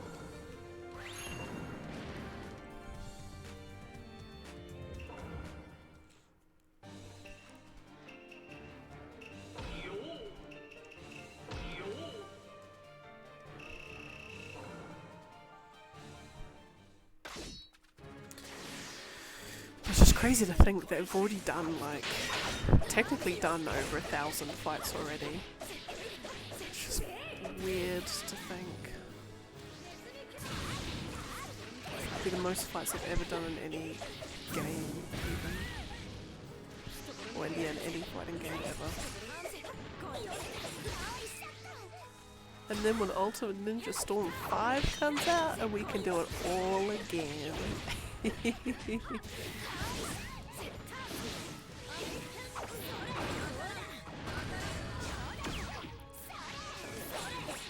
No, I think this is definitely the only Naruto game that I would ever do anything like this for. I don't want to say it's been my life dream, but it's been something that I've wanted to do on any Naruto game. Yeah. On any Naruto game to begin with. But, it just annoys me how it's like standing on like, it's like the bottom of, if like here is like the ground, he's like standing like there. It's like that. Like that. He's got like all that gap, or all that gap in between that and the floor. God, I can't even get my perspectives right. Goodness. Right. Next is Suigetsu and Hanabi.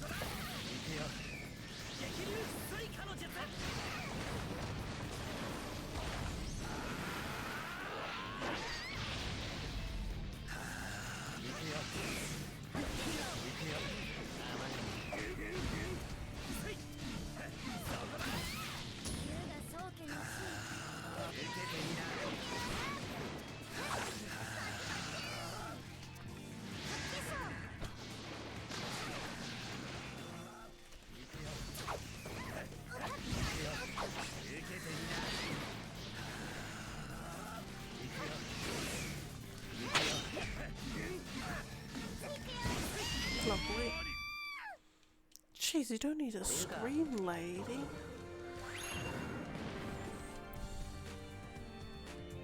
Right. Next is... You don't like Hanabi style rotation.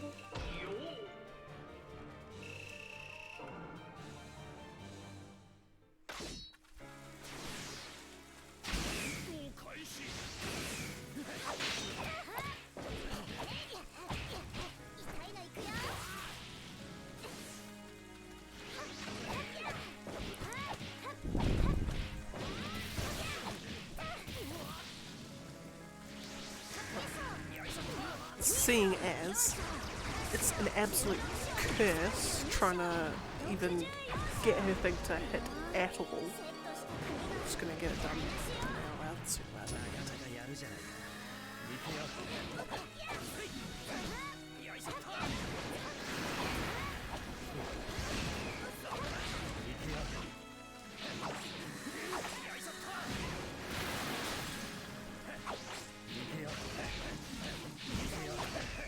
Hey, stop.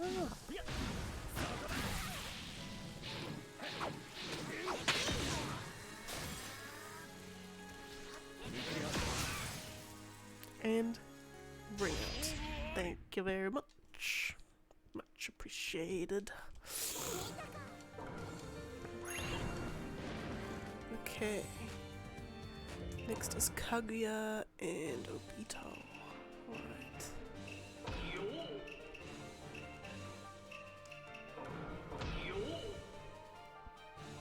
And not all fun.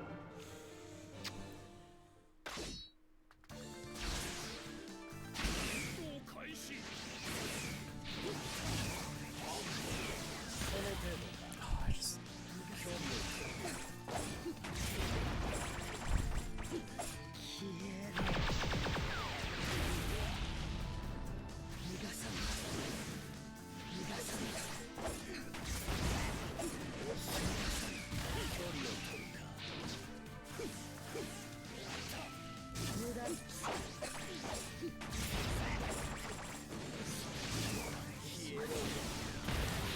Lovely.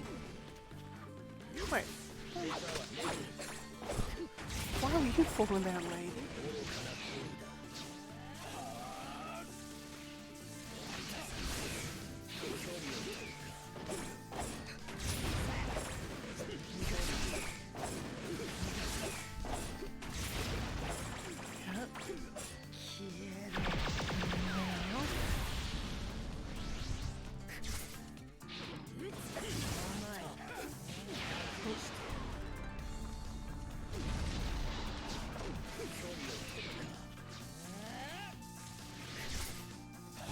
There we go, lovely jumply. Nice and easy.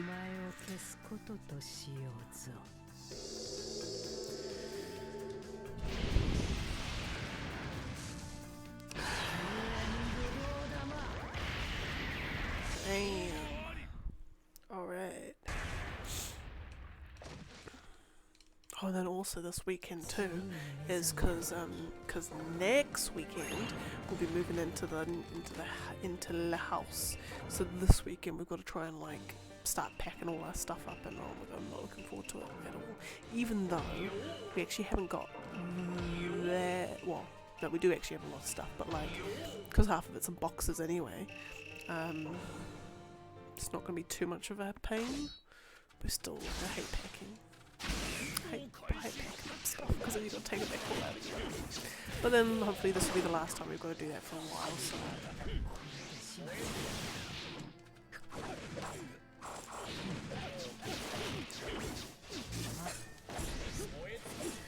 Oh, that's right, because Obito takes bloody 10 years to do his fireball jutsu because he's stupid.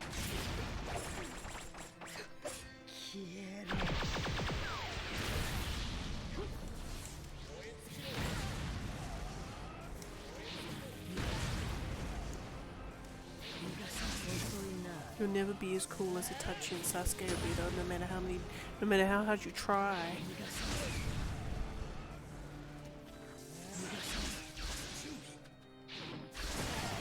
Lovely.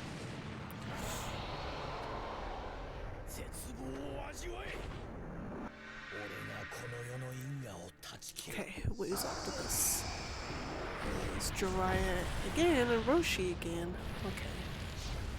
That's alright.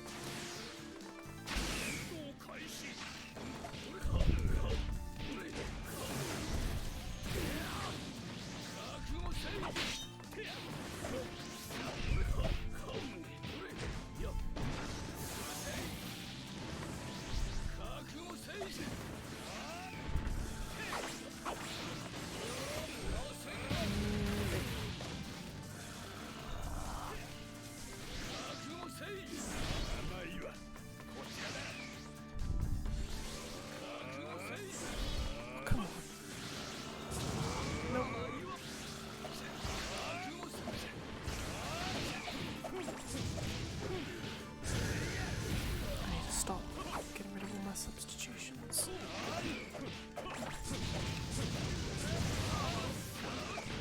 Just as I get a substitution, I immediately expend it.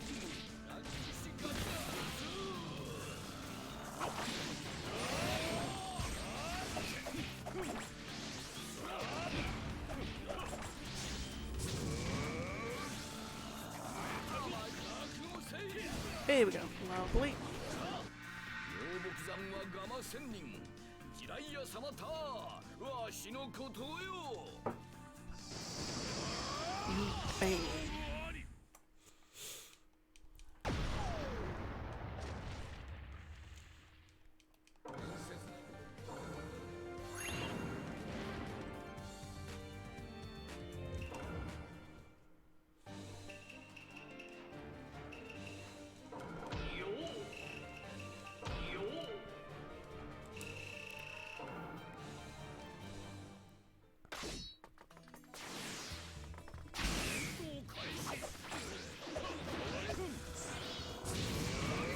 I don't know why I did.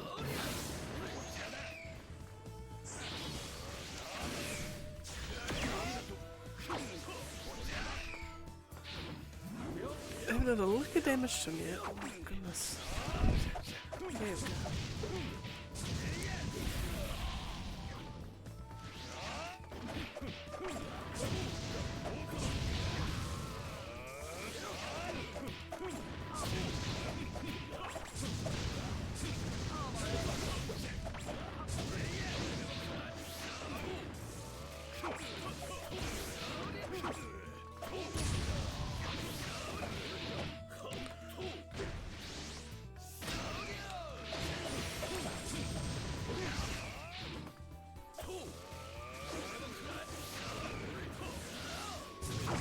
Come on.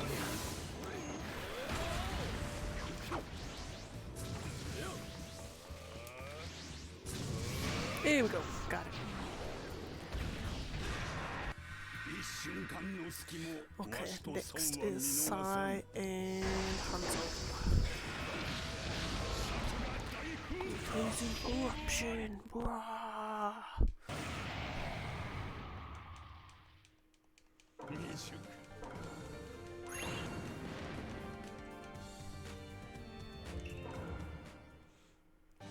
Alright, we got Sai and Hanzo.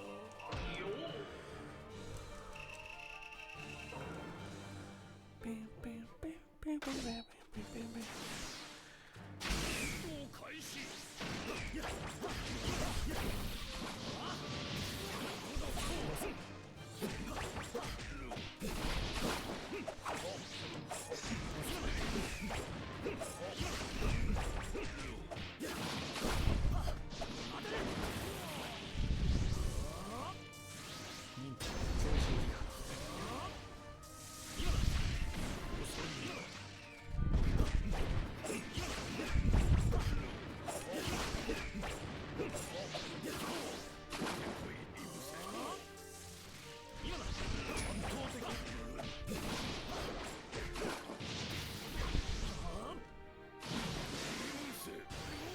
thought it was like, it would be cool if he'd like, when he was falling down, like catch him on the way down.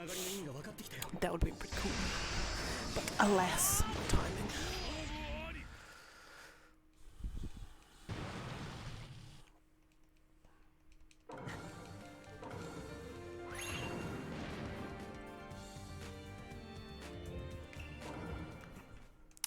Alright.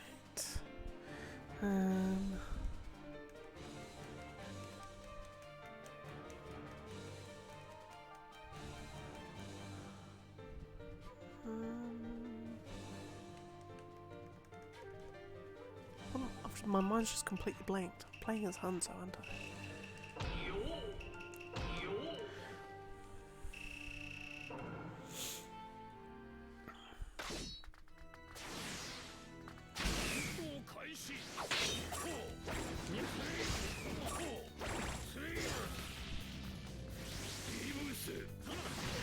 Ah.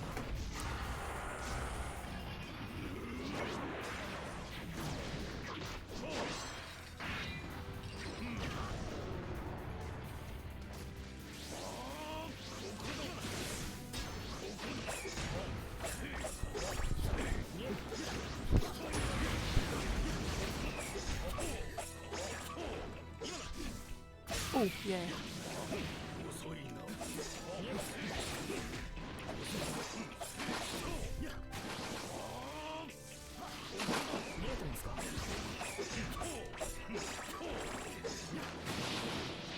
Almost. Almost. Hey, got it. Alright. Right, next is Kaguya and Itachi Akatsuki. Oh my god, controller. Who did I just say? Kaguya and Itachi Akatsuki.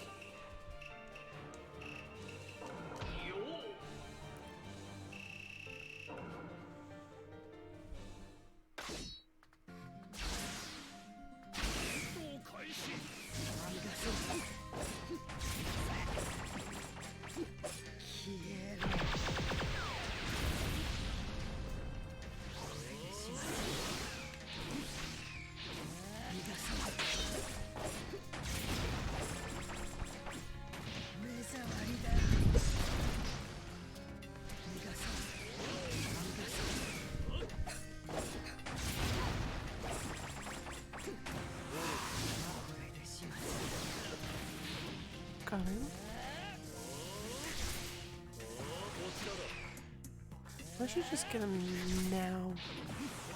Ultimate. Oh, ain't that a dodge? There we go. Lovely.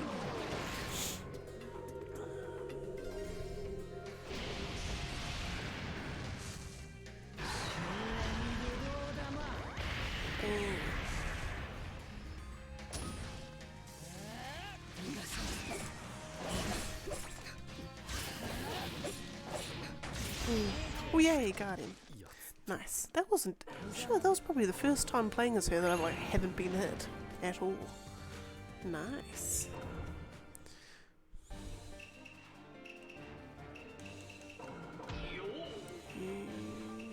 Oh, actually no.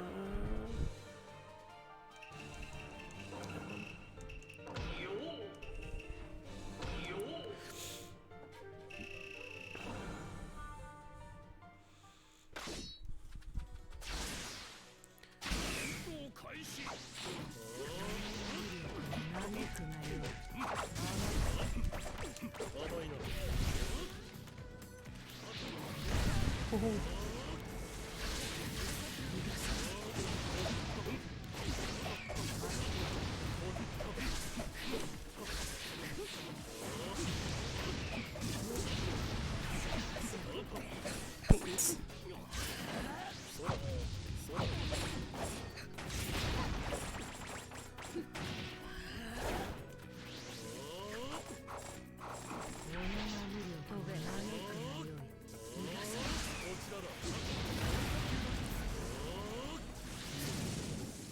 Okay, right, get in now.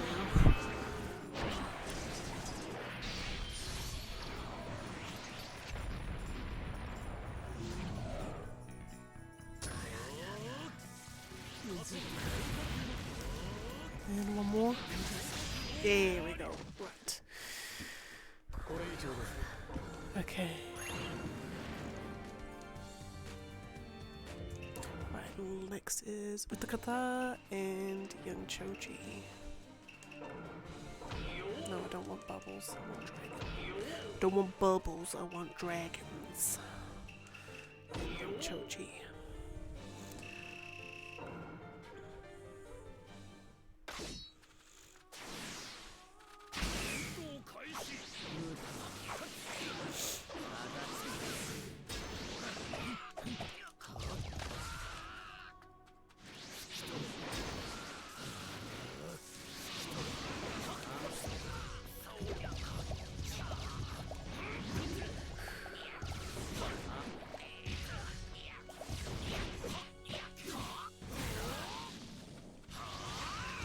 Why is Choji being so aggressively like...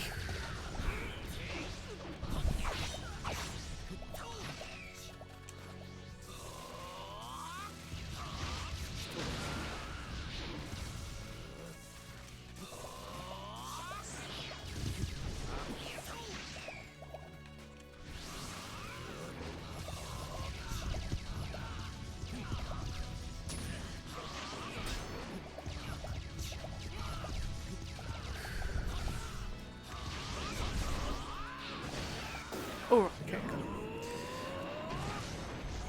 伊達や水郷で6尾を飼ってるわけじゃねえんだよ。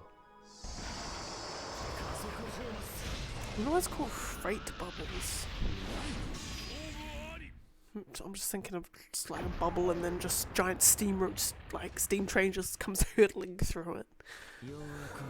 And that's how he attacks. It's like bubbles that are technically like a portal to another world, and there's like, in this particular bubble it's a portal to like a steam train world, and then just summons a giant steam train that just goes flying out of it. Wouldn't that be fantastic?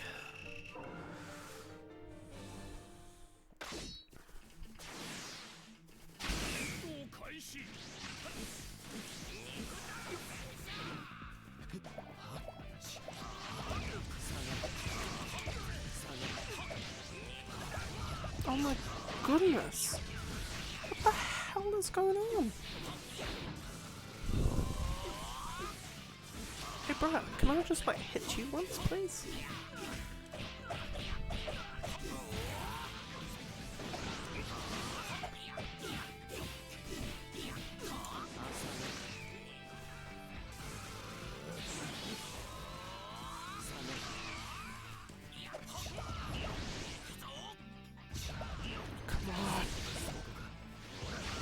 Come on. Stop.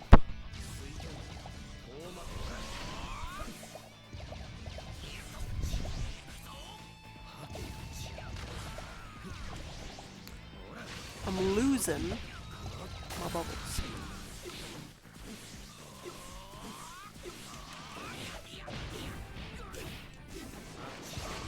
I'm not losing them marbles, I'm losing them bubbles.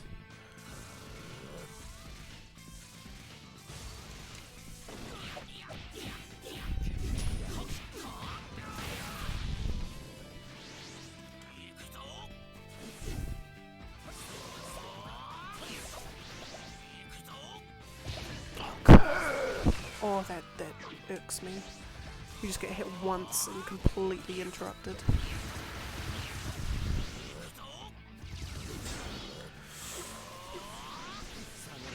I'm losing them bubbles. I'm losing them bubbles. There we go. Choji's such short players, I'm sorry. There we go. Okay, 2 more fights and then we'll call it a day. So Tenten and then young Obito.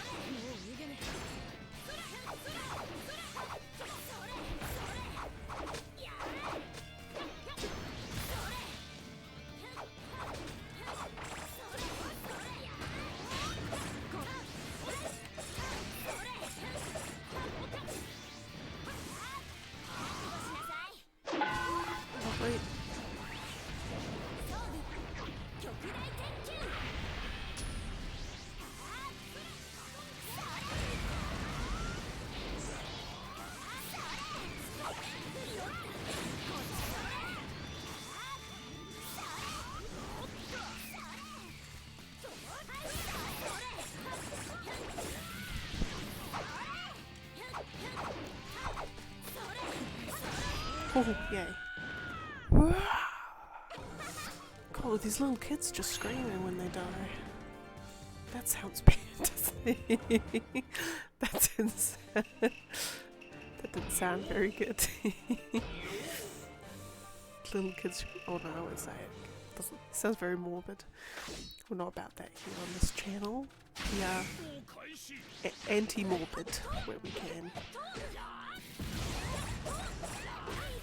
Then again, I've just realised that probably when I'm playing a bit more mature games like Ninja Gaiden, which I will be picking back up tomorrow, and eventually when like games like God of War and even I suppose even Borderlands really, I should really be marking that as not for little kiddies. So I don't know if you can mark individual streams or whether it's like it's your whole channel that you have to mark.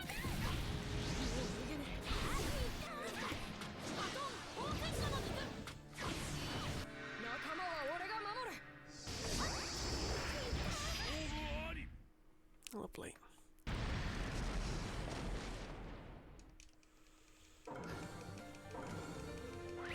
Might actually just do 2 more fights.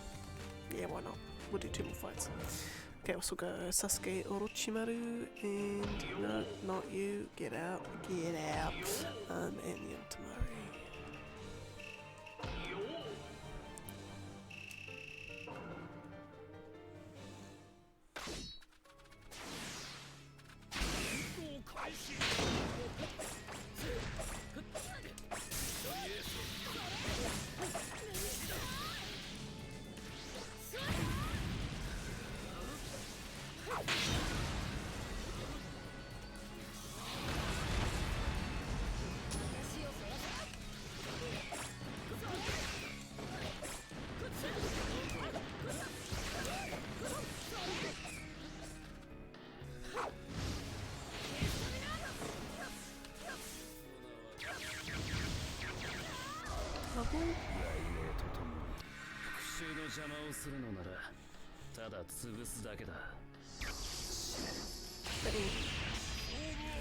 Alright. Okay, last fight coming up.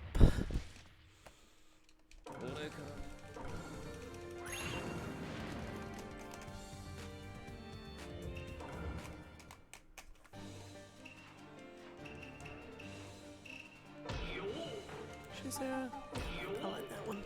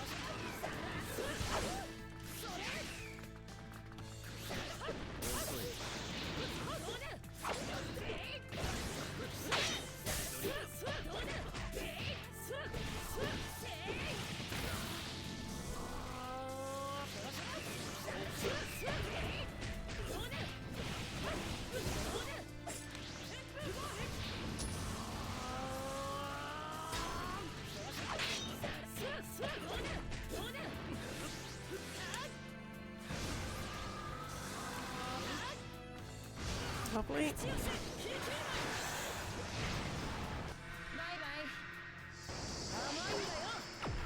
Ooh, alright. Cool, that would be us. So we went down from 10,244 down to 10,177.